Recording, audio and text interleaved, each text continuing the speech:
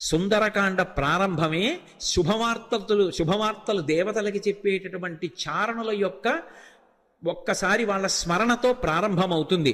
అంటే సుందరకాండ ఎవరు చదువుతున్నారో ఎవరు వింటున్నారో వాళ్ళు శుభవార్త వింటారు అన్నది అన్యాపదేశంగా వాల్మీకి మహర్షి జాతికి ఇస్తున్నటువంటి అభయం. ఒక్క స్వామి హనుమ మాత్రం సముద్ర తీరంలో మిగిలిన వానరులకందరికీ దూరంగా కూర్చుని రామనామ జపం చేస్తున్నారు. ఎందుకని? ఆయనకి చిన్నతనంలో శాపం ఉంది. దేవతలందరూ ఇచ్చినటువంటి వరముల చేత విపరీతమైన బలం ఏర్పడిపోయింది. ఆ బలం ఏం చెయ్యాలో తెలియక చిన్నతనంలో మహర్షులు మడిబట్టలు ఆరేసుకుంటే వాటిని చింపేసేవారు. యజ్ఞకుండాలు కనపడితే తిరగతోసేసేవారు. ఇప్పుడు ఈ పిల్లవాడికి ఇంత బలం అనవసరం. వీడు పెద్దవాడు అయిన తర్వాత వీడికి అవసరం వచ్చినప్పుడు గుర్తొస్తే చాలని వాళ్ళు చేపురీరం రఘుశ్రేష్ఠ నాతి క్రుద్ధాతి మన్యవ అంటారు ఉత్తరాఖండలో. వాళ్ళు ఏం కోపంతో కాదు, ఇప్పుడు ఎందుకు ఈ పిల్లాడికి ఇంత బలం, అవసరం వచ్చినప్పుడు గుర్తొస్తుంది. ఈ పిల్లవాడి బలాన్ని వీడికి మళ్ళీ జ్ఞాపకం చేస్తే వీడికి జ్ఞాపకం వచ్చి శాపం పోతుంది అని శాపం ఇచ్చారు.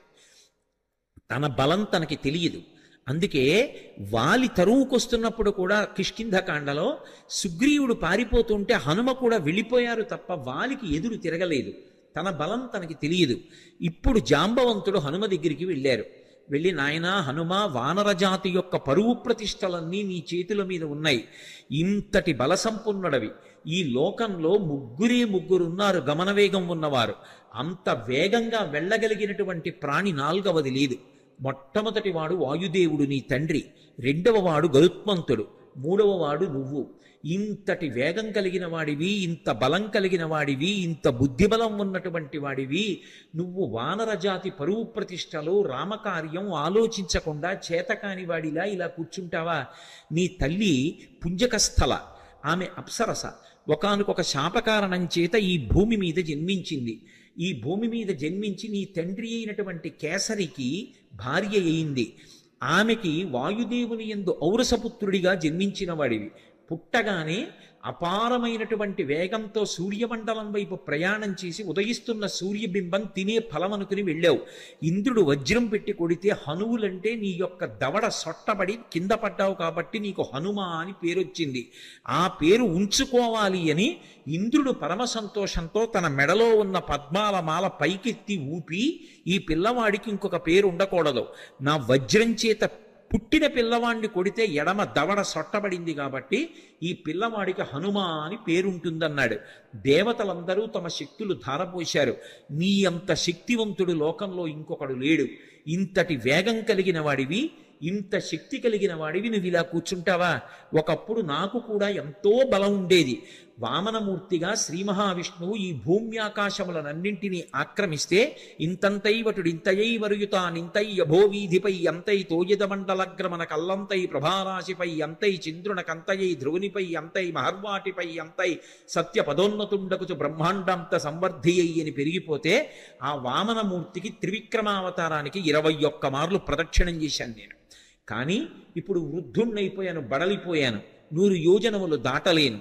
కాబట్టి పిల్లవాడివి, శక్తివంతుడవు, నువ్వు శక్తి పుంజుకొని బయలుదేరాలని జాంబవంతుడు హనుమతో మాట్లాడి ఒక మాట అన్నాడు. హనుమాన్ హరిరాజస్య సుగ్రీవస్య సమోహ్యపి రామలక్ష్మణయోశ్చాపి తేజసాచ బలీనచ. జాంబవంతుడు రామాయణంలో ఏదైనా చెప్పాడు అంటే దానికి ఒక ప్రమాణం ఉంటుంది. ఎందుకంటే సృష్టికర్త అయిన బ్రహ్మగారు ఆవలిస్తే బ్రహ్మగారి అంశతో బయటికి వచ్చినటువంటి వాడు. ఆయన అంటున్నాడు, హనుమాన్ హరిరాజస్య, ఓ హనుమ, నువ్వు వానరులకందరికీ కూడా రాజుతో సమానమైన వాడివి. పేరుకి సుగ్రీవుడు రాజు, కానీ సుగ్రీవుడి కన్నా నువ్వు ఏ విషయంలో తక్కువ కాదు. సుగ్రీవుడే కాదు, రామలక్ష్మణయోశ్చాపి తేజసాచ బలీనచ, రామలక్ష్మణులతో కూడా నువ్వు తేజస్సులో బలంలో సమానమైనటువంటి వాడివి. అటువంటి వాడివి ఇలా కూర్చుంటావా? ఉత్తిష్ట హర్షాత్తూల హరిషాత్తూల లంఘవస్య మహార్ణవం పరాహి సర్వభూతానాం హనుమన్యా గతిస్తవ. ఓ హనుమ, నీవు నీ బలాన్ని జ్ఞాపకాన్ని తెచ్చుకొని పైకి లే. లేచి ఈ సముద్రాన్ని దాటు.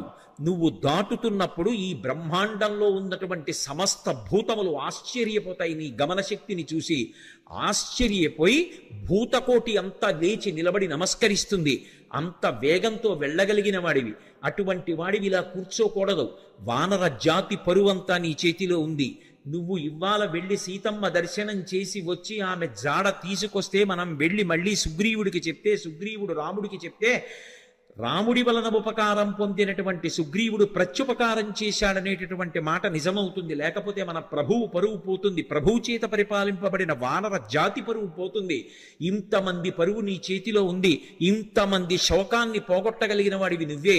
నాయనా లే అని ఒక్కసారి ప్రచోదనం చేస్తే శాప విమోచనం అయిపోయింది. తెలియక ఒక మాట అంటుంటారు, హనుమకి తన బలం గుర్తు చెయ్యాలని. మనం ఇప్పుడు జ్ఞాపకం చెయ్యక్కర్లేదు. ఎప్పుడో కిష్కింధకాండ చివరిలో సుగ్రీవుడు చేసినటువంటి స్తోత్రం చేత హనుమ యొక్క ఆ శాపమంతా విమోచనం అయిపోయింది. వెంటనే ఆయన తన బలాన్ని తాను జ్ఞాపకానికి తెచ్చుకొని మహేంద్రగిరి మీదకి ఎక్కుతూ అక్కడ నిలబడి ఒక మాట చెప్పారు, నా బలం నాకు జ్ఞాపకానికి వచ్చింది. నాతో సమానంగా వెళ్ళగలిగినటువంటి వాళ్ళు ఇద్దరే. ఒకటి నా తండ్రి వాయుదేవుడు, రెండు గరుత్మంతుడు. నేను ఎంత వేగంగా వెడతానంటే సూర్యుడు ఉదయాద్రి మీద ఉదయించి ప్రయాణం ప్రారంభం చేసినప్పుడు సూర్యుడితో పాటుగా ప్రయాణం ప్రారంభం చేసి సూర్యుడు మధ్యాహ్నానికి ఆకాశం మధ్యలోకి వచ్చేటప్పటికి నేను పశ్చిమాద్రికి వెళ్ళి పశ్చిమాద్రిని ముట్టుకుని మళ్ళీ తిరిగి వచ్చి మధ్యాహ్నం సూర్యబింబాన్ని కలవగలను. అంత వేగంతో వెళ్ళగలను. సముద్రం మీద నేను వెడుతున్నప్పుడు నా వేగాన్ని తట్టుకోలేక నా తొడల యొక్క వేగానికి సముద్రాన్నంతటినీ చాప చుట్టినట్టు చుట్టి నీటిని పైకెత్తి తీసుకుపోగలను. ఆకాశంలో ఉండేటటువంటి మేఘములనన్నిటినీ కూడా నా భుజముల చేత కట్టకట్టి ఈడ్చేయగలను. ఈవలి ఒడ్డున నిలబడి ఆవలి ఒడ్డుని నా చేతితో స్పృశించగలను. పర్వతములను పైకెత్తి ఆడి వాటిని చూర్ణములను చేయగలను. ఈ భూమినంతటినీ చుట్టతాను.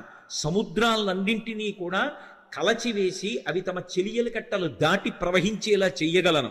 అంతటి శక్తివంతుడనన్న విషయం నాకు అర్థమైంది. ఇప్పుడు నేను లంకాపట్టణానికి బయలుదేరుతున్నాను. మీరు నిశ్చింతగా ఉండండి మహేంద్రగిరి మీద నిలబడి సవేగవాన్ వేగ సమాహితాత్మ హరిప్రవీర పరవీరహంత మనస్సమాధాయ మహానుభావో జగామలంకాం మనసా మనస్వీ అని పూర్తి చేశారు మహర్షి కిష్కింధకాండ. ఆ హనుమ ఇంకా లంకాపట్టణానికి తన శరీరంతో వెళ్ళాలి. కానీ ఆయన అత్యంత ఉత్సాహంతో తన మనసుతో ఏనాడో చేరిపోయారు లంకాపట్టణానికి. శోకం అన్నది ఎక్కడుంటుందంటే మనసులో ఉంటుంది. ఆ శోకం పోవడానికి మార్గం ప్రయత్నం ఎక్కడుంటాయంటే మనసులోనే ఉంటాయి. ఆ మనసు పరిపుష్టం కావాలంటే మళ్ళీ అటువంటి తేజస్సుని పుంజుకోవాలంటే ఎంత కష్టాన్నైనా దాటగలగాలంటే హనుమ యొక్క అనుగ్రహంతో సీతారాముల అనుగ్రహంతో మనసు ప్రచోదనం పొందాలంటే సుందరకాండ చదవండి అని చెప్తారు. ఇంతమంది వానరులు ఉత్తర తీరంలో నిలబడిపోతే ఒక్క హనుమ మాత్రం ఎంత ఉత్సాహంగా వెడుతున్నారంటే శత్రుపురానికి మనసుతో ఆయన చేరిపోయారు. ఇక శరీరంతో వెళ్ళాలంతే.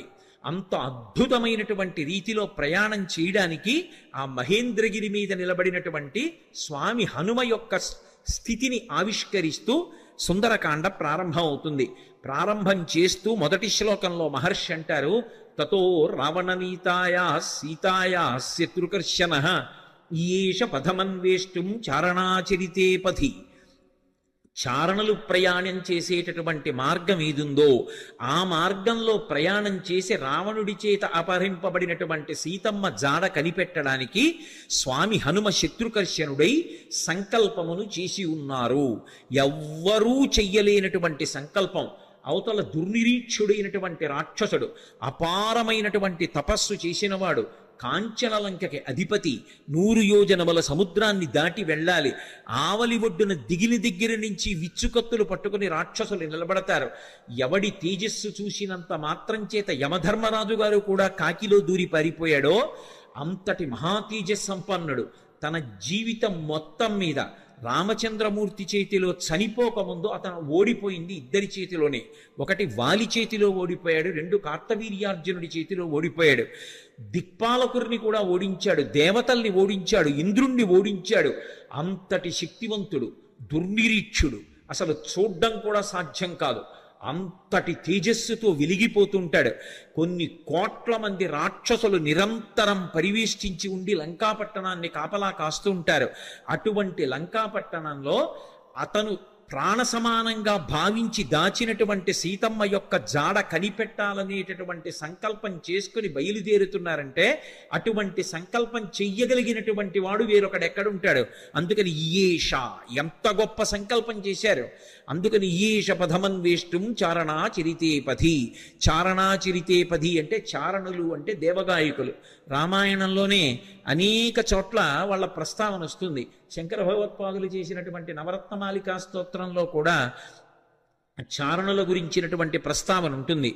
చారణులు ఎప్పుడు శుభవార్తలు చెప్తూ ఉంటారు. సుందరకాండ ప్రారంభమే శుభవార్తలు దేవతలకి చెప్పేటటువంటి చారణుల యొక్క ఒక్కసారి వాళ్ళ స్మరణతో ప్రారంభమవుతుంది. అంటే సుందరకాండ ఎవరు చదువుతున్నారో ఎవరు వింటున్నారో వాళ్ళు శుభవార్త వింటారు అన్నది అన్యాపదేశంగా వాల్మీకి మహర్షి జాతికి ఇస్తున్నటువంటి అభయం. ఆ చారణులు దేవగాయకులు. వాళ్ళు భూమికి దగ్గరగా తిరుగుతూ ఉంటారు. వారు భూమి మీద దిగరు, ఆకాశ మార్గంలో వెడుతూ ఉంటారు. అంటే స్వామి హనుమ సముద్రం మీద కాకుండా సముద్రానికి తగలకుండా ఆకాశ మార్గంలో వెళ్ళడానికి నిర్ణయించుకున్నారు అన్నది భావన. ఇందుచేత అంతటి శక్తివంతుడు, అంతటి గమనవేగం కలిగిన వాడు, గరుత్మంతునితో సమానమైన వాడు కాబట్టి ఆయన వెళ్ళగలరు ఆకాశంలో. కాబట్టి తతో రావణనీతాయా సీతాయా శత్రుకర్షణ ఈయేష పథమన్వేష్టం చారణా చరితేపథి. అదే శ్లోకం సంసారం అనేటటువంటి సముద్రాన్ని తరించడానికి ఎటువంటి ఉపాయములను అనుష్ఠిస్తారో అటువంటి ఉపాయములు హనుమ ద్వారా ఆవిష్కరింపబడిన కాండ కాబట్టి అదే శ్లోకాన్ని వేరొక రకంగా అన్వయం అయినప్పుడు హనుమ వలన మాత్రమే మళ్ళీ అందులో ఇంకొక విషయం ఆవిష్కరింపబడుతుంది. ఆయన చారణా చరితేపథి, చారణులు వెళ్ళినటువంటి మార్గంలో వెడుతున్నారు. చరణము అన్న మాట దేనికి అన్వయం అవుతుందంటే ప్రధానంగా వేదంలో ఉండేటటువంటి మంత్రభాగాలు ఉంటాయి. వేదంలో ఉండేటటువంటి మంత్రభాగాలకి సంబంధించినటువంటి విభాగాల్ని చరణములు అని పిలుస్తారు. చారణ చరితేపథి అంటే వేదము చేత చెప్పబడినటువంటి సంప్రదాయబద్ధమైనటువంటి మార్గంలో ప్రయాణం చేసి బ్రహ్మ విద్యాస్వరూపిణి అయినటువంటి సీతమ్మ జాడ తెలుసుకోవడానికి ఒక గొప్ప ఉపాసకుడు ఉపాసన ప్రారంభం చేశాడు. అంతర్ముఖత్వాన్ని, లంక అనబడేటటువంటి ఈ శరీరం లోపలికి వెళ్ళి ఇక్కడే ఉన్నటువంటి సీతమ్మ యొక్క దర్శనానికి వెడుతున్నాడు. అలా వెడుతున్నవాడు మహాసాధకుడు, మహాపురుషుడు. ఆయన తప్ప మిగిలిన వాళ్ళు ఈ కంటితో ఎదురుగుండా ఉన్న వాటిని చూసి ఆనందపడుతుంటే, భోగం అనుభవిస్తుంటే ఆయన ఈ కన్నులు మూసి వేదము చేత చెప్పబడినటువంటి మంత్రములను ప్రమాణంగా తీసుకుని చారణా చరితేపథి ఆ వేదము చెప్పిన సంప్రదాయ పద్ధతిలో అంతర్ముఖత్వంతో లోపల ఉన్నటువంటి బ్రహ్మ విద్యాస్వరూపిణి అయినటువంటి జగన్మాత దర్శనానికి బయలుదేరుతున్నారు. ఇది చెప్పడం ఆ శ్లోకానికి ఉన్నటువంటి ఆంతరమైనటువంటి అర్థం. అందులో రావణ అన్న చోట మధ్యలో ఉన్నటువంటి వా గాయత్రీ మహామంత్రంలో ఉన్నటువంటి బీజాక్షరం. అక్కడికి వచ్చేటప్పటికి బీజాక్షరం ప్రతిపాదింపబడింది. గాయత్రీ మంత్రం ఒక్కదానికి ఒక ప్రత్యేకత. 24 అక్షరాలు బీజాక్షరాలే. 24 అక్షరాలకి ఋషులున్నారు, 24 అక్షరాలకి అధిష్టాన దైవాలు ఉన్నారు. ప్రత్యేకించి ఈ వా అన్న అక్షరాన్ని రోజు గాయత్రీ మహామంత్రంలో అంతర్భాగంగా ఎవరు జపం చేస్తారో వాళ్ళకి అజ్ఞానము తొలగిపోయి జ్ఞానము కలుగుతుంది.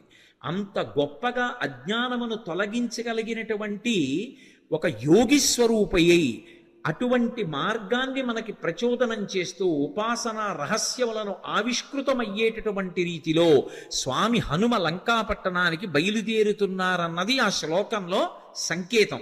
అందుకని తతో రావణనీతాయా సీతాయా శత్రుకర్షణ ఈయేష పథమన్వేష్టం చారణా చరితేపథి. శత్రుకర్షణ అంటే శత్రువులను అణచినవాడు. ఏవి శత్రువులు? కామక్రోధ లోభ మదమోహమాత్సర్యములే శత్రువులు. కానీ లోకంలో అందరికీ ఎవడి కామం వాడికి సంతోషంలా అనిపిస్తే అవి శత్రువులని భావించి వాటిని పక్కకి పెట్టి భగవద్దర్శనం కోసమని శ్రమిస్తున్న వాడెవరున్నాడో వాడు ఉపాసకుడు. అందుచేత ఆయన శత్రుకర్షణుడైనటువంటి హనుమ బయలుదేరుచున్నారు. ఈ శ్లోకంలో గొప్ప విషయం ఏమిటంటే అసలు ఎప్పుడూ రామాయణం వినని వాడికి ఈ శ్లోకంతో కథ మొదలుపెట్టారనుకోండి, అందులో హనుమ పేరు లేదు. మీరు పూర్వాపరాలు చెప్తే తప్ప ఎవరు బయలుదేరుతున్నారో తెలియదు. కానీ ఈ జాతి గొప్పతనం ఏమిటంటే రామాయణం తెలియని వారు ఉండరు కాబట్టి హనుమ బయలుదేరుతున్నారు అని నేను చెప్పేసేయచ్చు. యథార్థంగా ఆలోచిస్తే అందులో ఎక్కడుంది హనుమ పేరు? ఆ ప్రారంభ శ్లోకంలో తతో రావణ నీతాయా సీతాయా శత్రుకర్షణ ఈయేష పదమన్వేష్టం చారణా చరితే పథి. ఆయన బయలుదేరుతున్నారు. ఎవరాయన? హనుమ. అంటే కిష్కింధకాండతో అన్వయం చెయ్యి. సుందరకాండని సుందరకాండగా మొదలు పెట్టేయవద్దు.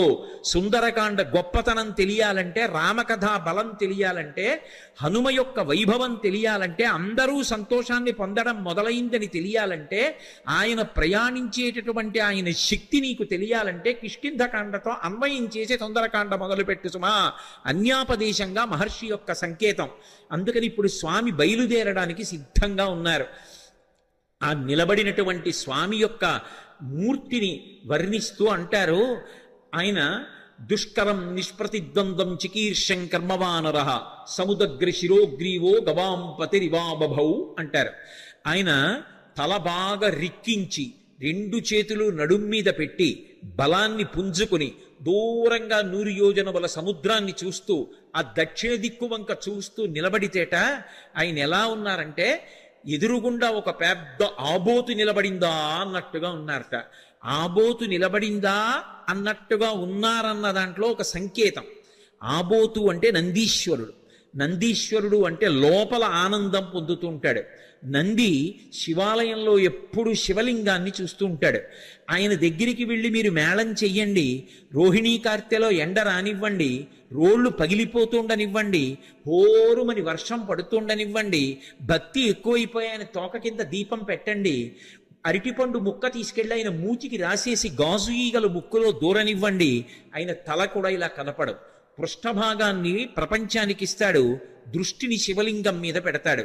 దుష్కరం నిష్ప్రతిద్వందం చికీర్షం కర్మవానర సముదగ్ర శిరోగ్రీవో గవాం పతిరివాబభౌ. అసలు ఆ శ్లోకాన్ని చదవడం కష్టం.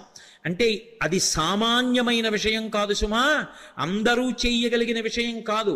కాంచనలంకలో రావణుని చేత బంధీకృత అయినటువంటి సీతమ్మ తల్లి దర్శనం చేస్తానని ధైర్యంగా సంకల్పం చేసి నిలబడగలగడమే అంత తేలికైన విషయం కాదు. అటువంటి సంకల్పం చేసినటువంటి వాడు కేవలం తాను ఆచరించవలసినటువంటి ప్రణాళిక మీద దృష్టి పెట్టి తాను 100 యోజనముల సముద్రాన్ని దాటి వెళ్ళవలసినటువంటి విషయం మీద ఆలోచిస్తున్నారు తప్ప పిరికితనం కాని, వెళ్ళగలనా అని కాని, వెళ్ళలేనా అని కాని, అసలు రెండవ ఆలోచనకి తావులేని రీతిలో శివాలయంలో నంది ఎలా ఉంటాడో అలా ఆబోతులా కొండ మీద నిలబడి ఉన్నారు. అలా ఆయన్ని చూస్తే నీటి మడుగు మధ్యలో నిలబడిన ఏనుగా అన్నట్టుగా ఉన్నారట. దుష్కరం నిష్ప్రతిద్వంద్వం చికీర్షం కర్మవానర సముదగ్ర శిరోగ్రీవో గవాం పతిరివాబభౌ అథ వైడూర్యవర్ణేషు షద్వలేషు మహాబల ధీర సలిలకల్పేషు విచచార యథాసుఖం అంటారు మహర్షి. అథ వైఢూర్యవర్ణేషు షద్వలేషు మహాబల. ఆకుపచ్చని రంగులో ఉన్నటువంటి మెత్తటి పచ్చిక బయళ్ళున్నాయి అక్కడ. ఆ పచ్చిక బయళ్ల మీద స్వేచ్ఛగా ధీర పరమధైర్యంతో కూడుకున్నటువంటి వారై యథేచ్ఛగా దాని మీద కాసేపు అటు ఇటు నడిచారట. ఆయన నడుస్తున్నప్పుడు ఆయన గుండెలకి ఉరిపిడి పడి అనేకమైనటువంటి చెట్లు కూలిపోయాయి. ఆయన యొక్క పదఘట్టనల చేత వచ్చినటువంటి శబ్దాలకి భయపడి క్రూర మృగాలన్నీ కూడా భయంతో పెద్ద రవం చేస్తున్నాయి. ఆయన మాత్రం ధీరుడై పచ్చిగడ్డిలో అటు ఇటు తిరిగారు.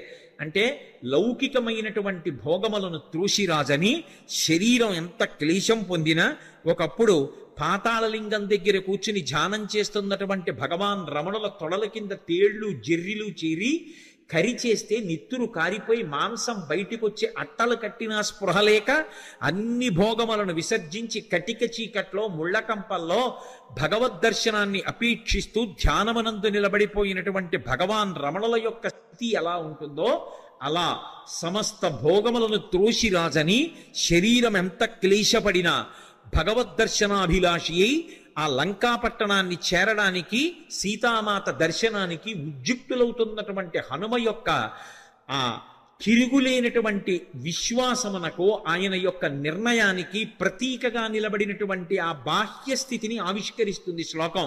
అందుకని అథ వైడూర్యవర్ణేషు శాద్ధలేషు మహాబల ధీర సలిలకల్పేషు విచచార యథాసుఖం. ఆయన బయలుదేరడానికి సిద్ధపడి ఒక్కసారి దక్షిణ దిక్కు వంక చూశారు. స సూర్యాయ మహేంద్రాయ పవనాయ స్వయంభువే భూతేభ్యశ్చంజలిం కృత్వా చకార గమనే మతిం. ఇక బయలుదేరడానికి సిద్ధపడుతున్నారు. సిద్ధపడుతూ ఒక్క నమస్కారం చేశారు. ఇది మనకి సంప్రదాయాన్ని చెప్తుంది. లోకంలో అన్నిటికన్నా గొప్పది ఇది అంటే నమస్కారం. నమస్కారం అంటే దానికి ఒక భంగిమ ఉంది. ఒకేలా నమస్కారం పెట్టాలని లేదు. కానీ నమస్కారం ఎలా చేయాలన్నది మాత్రం శాస్త్రం చెప్పింది. ఒకటి, ఇలా రెండు చేతులు కలిపి ఇలా బుద్ధిస్థానమైన తల తాటిస్తే 5 కర్మేంద్రియములు 5 జ్ఞానేంద్రియములు బుద్ధి 11ంటిని మీ పాదముల దగ్గర న్యాసం చేశాను. మీరు నన్ను పైకెత్తి నా కర్మేంద్రియములు జ్ఞానేంద్రియములు బుద్ధి కలిసి నేను ఉన్నత పదంలో నడిచేటట్టుగా నన్ను అనుగ్రహించండి అని ఎవరికి నమస్కారం చేశారో వారి మీద మీ భారం పెట్టినట్టు. నమస్కారం చెయ్యడం తేలిక, తెలిసి నమస్కారం చేయడం చాలా కష్టం. తెలిసి నమస్కారం చేసిన వాడిని అనుగ్రహించడానికి అందుకునేటటువంటి వాడికి కర్తవ్యం మరింత పెద్దదుంటుంది. ఏదో నమస్కారం చేయడం వేరు, నమస్కారం చేసినటువంటి వాడిని పైకెత్తిన వాడు ఎవరుంటాడో వాడి మీద కర్తవ్యం పెరిగిపోతుంది. వచ్చి పడిపోతారు. నేల మీద పడితే ప్రణిపాతం అంటారు. స్వర్ణదండం ఎలా పడిపోతుందో అలా పడిపోతారు. అలా పడిపోతే దాని అర్థం ఏమిటంటే ఎంత కింద పడిపోవచ్చో అంత కింద పడిపోయాను, ఇంకింతకన్నా కింద పడిపోవడానికి అవకాశం లేదు. మీరు క్రింద పడలేదు, కూర్చునున్నారు, నిలబడి ఉన్నారు. క్రింద పడిన నన్ను పైకెత్తండి అని అడిగినట్టు. క్రింద పడిపోయిన వాడిని ఏం చెయ్యాలి? నోటి మాటతో అయ్యో లేవండి అనాలి, లేదా భుజములు పట్టి పైకెత్తాలి. లేవండి అన్నందుకు, భుజములు పట్టి పైకెత్తినందుకు జీవితంలో కూడా అతన్ని పైకెత్తవలసిన కర్తవ్యం నమస్కారం అందుకున్న వాడి మీద ఉంటుంది. నమస్కారం పెట్టించుకోవడం, నమస్కారం అందుకోవడం అంత తేలిక కాదు. నమస్కారాలు పెట్టించుకోవడం అంత బరువైనటువంటి విషయం. అంత జాగ్రత్తగా ఉండాలి అలా నమస్కారం పెట్టేవాళ్ళు ఉంటే. అలాగే అభివాదము అంటారు. 2 చెవులు పట్టుకుని చతుస్సాగర పర్యంతంగో బ్రాహ్మణేభ్య శుభం భవతు అంటూ చెప్తారు. అది చెప్పినప్పుడు పాదాల దగ్గర పట్టుకుని చేతులు మెల్లమెల్లగా పైకి తీసి మోకాళ్ళ దగ్గర పట్టుకుని వంగి చేయి అడ్డు పెట్టుకుని అప్పుడు అభివాదం చెప్పాలి, పేరు చెప్పాలి. పేరు చెప్పారు అంటే అభివాదం చేశారు అంటారు. అలా ఎక్కడ పడితే అక్కడ ఫోన్లోనూ అభివాదాలు చేయకూడదు. అభివాదం చేశారంటే అవతల వారు ప్రశాంతంగా ఉండాలి, మీ గురించి వినడానికి వారు ప్రశాంతంగా ఉంటే అప్పుడు మాత్రమే అభివాదం చేసి చెప్పాలి తప్ప సభలోకి వస్తున్నప్పుడు, సభలో ఏదో ఇక ఉపన్యాసానికి పైకి వెళ్ళిపోయేటప్పుడు అప్పుడు వచ్చి చతుస్సాగర పర్యంతం అని అభివాదాలు మొదలు పెట్టకూడదు. అభివాదం ఎక్కడ చెయ్యాలో అక్కడే చెయ్యాలి. ఏ కారణం చేత కూడా నమస్కారం ఇలా చెయ్యక్కర్లేదు. ఇలా నమస్కారం చెయ్యమని ఏ శాస్త్రంలోనూ లేదు. అలా చెయ్యక్కర్లేదు నమస్కారం. నమస్కారం అంటే అలాగే చెయ్యాలి. నమః, నేను కాదు అని అలా చేసినటువంటి నమస్కారం ఏది ఉంటుందో ఆ నమస్కారం ఒక్కటి తెలిసి చేసినంత మాత్రం చేత జీవితంలో అందుకోవలసినటువంటి స్థితికి వెళ్ళిపోతాడు. మొట్టమొదట సంప్రదాయంలో నమస్కారం ఎవరికి అందాలంటే గురువు గారికి అందాలి. అందుకే ఆ నమస్కారం ఎప్పుడు చేస్తారంటే నిద్రమంచం నుంచి లేచి లేవగానే కుడికాలు కింద పెట్టేటప్పుడు సముద్రవసనీదేవి పర్వత స్తనమండలే విష్ణుపత్ని నమస్తుభ్యం పాదాహతిం క్షమస్వమే అని భూదేవి మీద కాలు పెడుతున్నాను కాబట్టి అమ్మ దిక్కు లేక కాలు పెడుతున్నాను క్షమించమని కాలు పెట్టి నిలబడగానే నేల మీద పడిపోవాలి. అది పడక గది కానివ్వండి, ఏది కానివ్వండి, నేల మీద పడి గురువుగారి పాదాలు స్మరించాలి. గురువుగారు వచ్చి ఎదురుగుండా నిలబడ్డారని భావన చేసి గురువుగారికి నమస్కారం చేసి లేచి నిలబడాలి. అందుకని గురువు గారితో ప్రారంభం. ఏది మొదలు పెట్టండి గురువు గారికి వందనం చేసి మొదలు పెడతారు. గురువు గారే నా చేత చేయిస్తున్నారని. మళ్ళీ అయిపోయిన తరువాత గురుమండలానికి అంతటికీ నమస్కారం. అదే మంగళాశాసన పరై మదాచార్య పురోగమై అని గురువుకి నమస్కారం చేసి పూర్తి చేస్తారు. మొట్టమొదట గురువుకి నమస్కారం చేయాలి. గురువు చేసిన ఉపకారం చెయ్యగలిగిన వాడు లోకంలో ఎవ్వరు ఉండడు. తల్లిదండ్రులు కూడా శరీరాన్ని ఇస్తారు, మళ్ళీ శరీరంలోకి రావలసిన అవసరం లేని జ్ఞానం ఇవ్వగలిగిన వాడు గురువు ఒక్కడే. అటువంటి గురువుకి నమస్కారం చెయ్యడం వినా అసలు మనం చెయ్యగలిగినది ఇంకొకటి ఉండదు. ఎందుకంటే గురువుకి ఈశ్వరుడు తప్ప ఇంకేం అక్కర్లేదు. అటువంటి గురువుకి మీరేం పట్టుకొచ్చిస్తారు? అంతటా నిండిపోయినటువంటి మనసు కలిగినటువంటి గురువుకి పంచెల చాపునీయగలిగిన సాలెవాడు ఈ భూమి మీద పుట్టలేదు. గురువుకి చేసేది నమస్కారం ఒక్కటే. అందుకే రుక్మిణీదేవి అంటుంది భాగవతంలో, జలజాతెక్షణు తోడి తెచ్చితివి నా సందేశముంచెప్పి నను నిలువం పెట్టితివి నీ కృపన్ బ్రతికితిన్ నీకన్న పుణ్యాత్మకుల్ కలరే దీనికి నీకున్ ప్రత్యుపకృతిన్ చెయ్యంగనేనేర అంజలి ఘటించదభుసురాన్వయమణి సద్బంధు చింతామణి అంటుంది. అంజలి అంటే రెండు చేతులు ఇలా పెట్టి నమస్కరిస్తే అంజలి పట్టారు అంటారు. అంజలి ఘటించదభుసురాన్వయమణి సద్బంధు చింతామణి అంటుంది. గురువు గారిని తలుచుకుని నమస్కారం చెయ్యకుండా ఏ కార్యం చెయ్యకూడదు. శ్రీ గురుభ్యో నమః అని ప్రారంభం. అందుకే హనుమ సంప్రదాయాన్ని నేర్పుతున్నారు, లేదా రామాయణము వేదోపబృంహణము మనం ఎలా బ్రతుకాలో నేర్పుతుంది. సూర్యాయ సూర్యభగవానుడికి నమస్కారం. వెడుతున్న కార్యం లంకాపట్టణానికి వెళ్ళి సీతమ్మను అన్వేషించాలి. శరీరంలో అవయవాలకు బలం ఉండాలి. అవతల శత్రువుల్ని మర్దించాలి. రావణుడితో మాట్లాడాలి. సీతమ్మ దర్శనం చెయ్యాలి. దీనికి ఇంద్రియములన్నిటికీ కూడా పటుత్వం ఉండాలి. సమస్త ఇంద్రియములకు పటుత్వమునివ్వగలిగినటువంటి మహేంద్రుడికి నమస్కారం. సూర్యాయ మహేంద్రాయ పవనాయ ఈ శరీరాన్ని ఇచ్చినటువంటి నా తండ్రి వాయుదేవుడికి నమస్కారం. స్వయంభువే, స్వయంభువే అంటే బ్రహ్మగారిని ఒక అర్థం, లేదా రామచంద్రమూర్తికే నమస్కారం చేశారని ఒక అర్థం. స్వయంభువే భూతేభ్యశ్చాంజలిం కృత్వా సమస్త భూతకోటికి నమస్కరిస్తున్నాను. నేను వెడుతున్న ఈ కార్యం ఇంత గొప్ప కార్యం, దీనికి సమస్త భూతములు నాకు ఉపకరించుగాక. ఎంత వినయంతో బయలుదేరుతున్నారో చూడండి. ఎంత పెద్ద కార్యాన్నైనా ఎవడు సాధిస్తాడంటే ఎవడు వినయంతో నిలబడగలడో వాడు సాధిస్తాడు తప్ప ఇంత పెద్ద కార్యం మీద వెడుతున్న వాడిని నేననుకున్నవాడు ఎవడున్నాడో వాడు సాధించలేడు. ఇన్ని కోట్ల మంది వానరులు చెయ్యలేని పని చెయ్యడానికి ఆయన ఒక్కడెడుతున్నాడు. కానీ మీరు చెయ్యలేని దానికి నేను ఎడుతున్నానంట లేదు.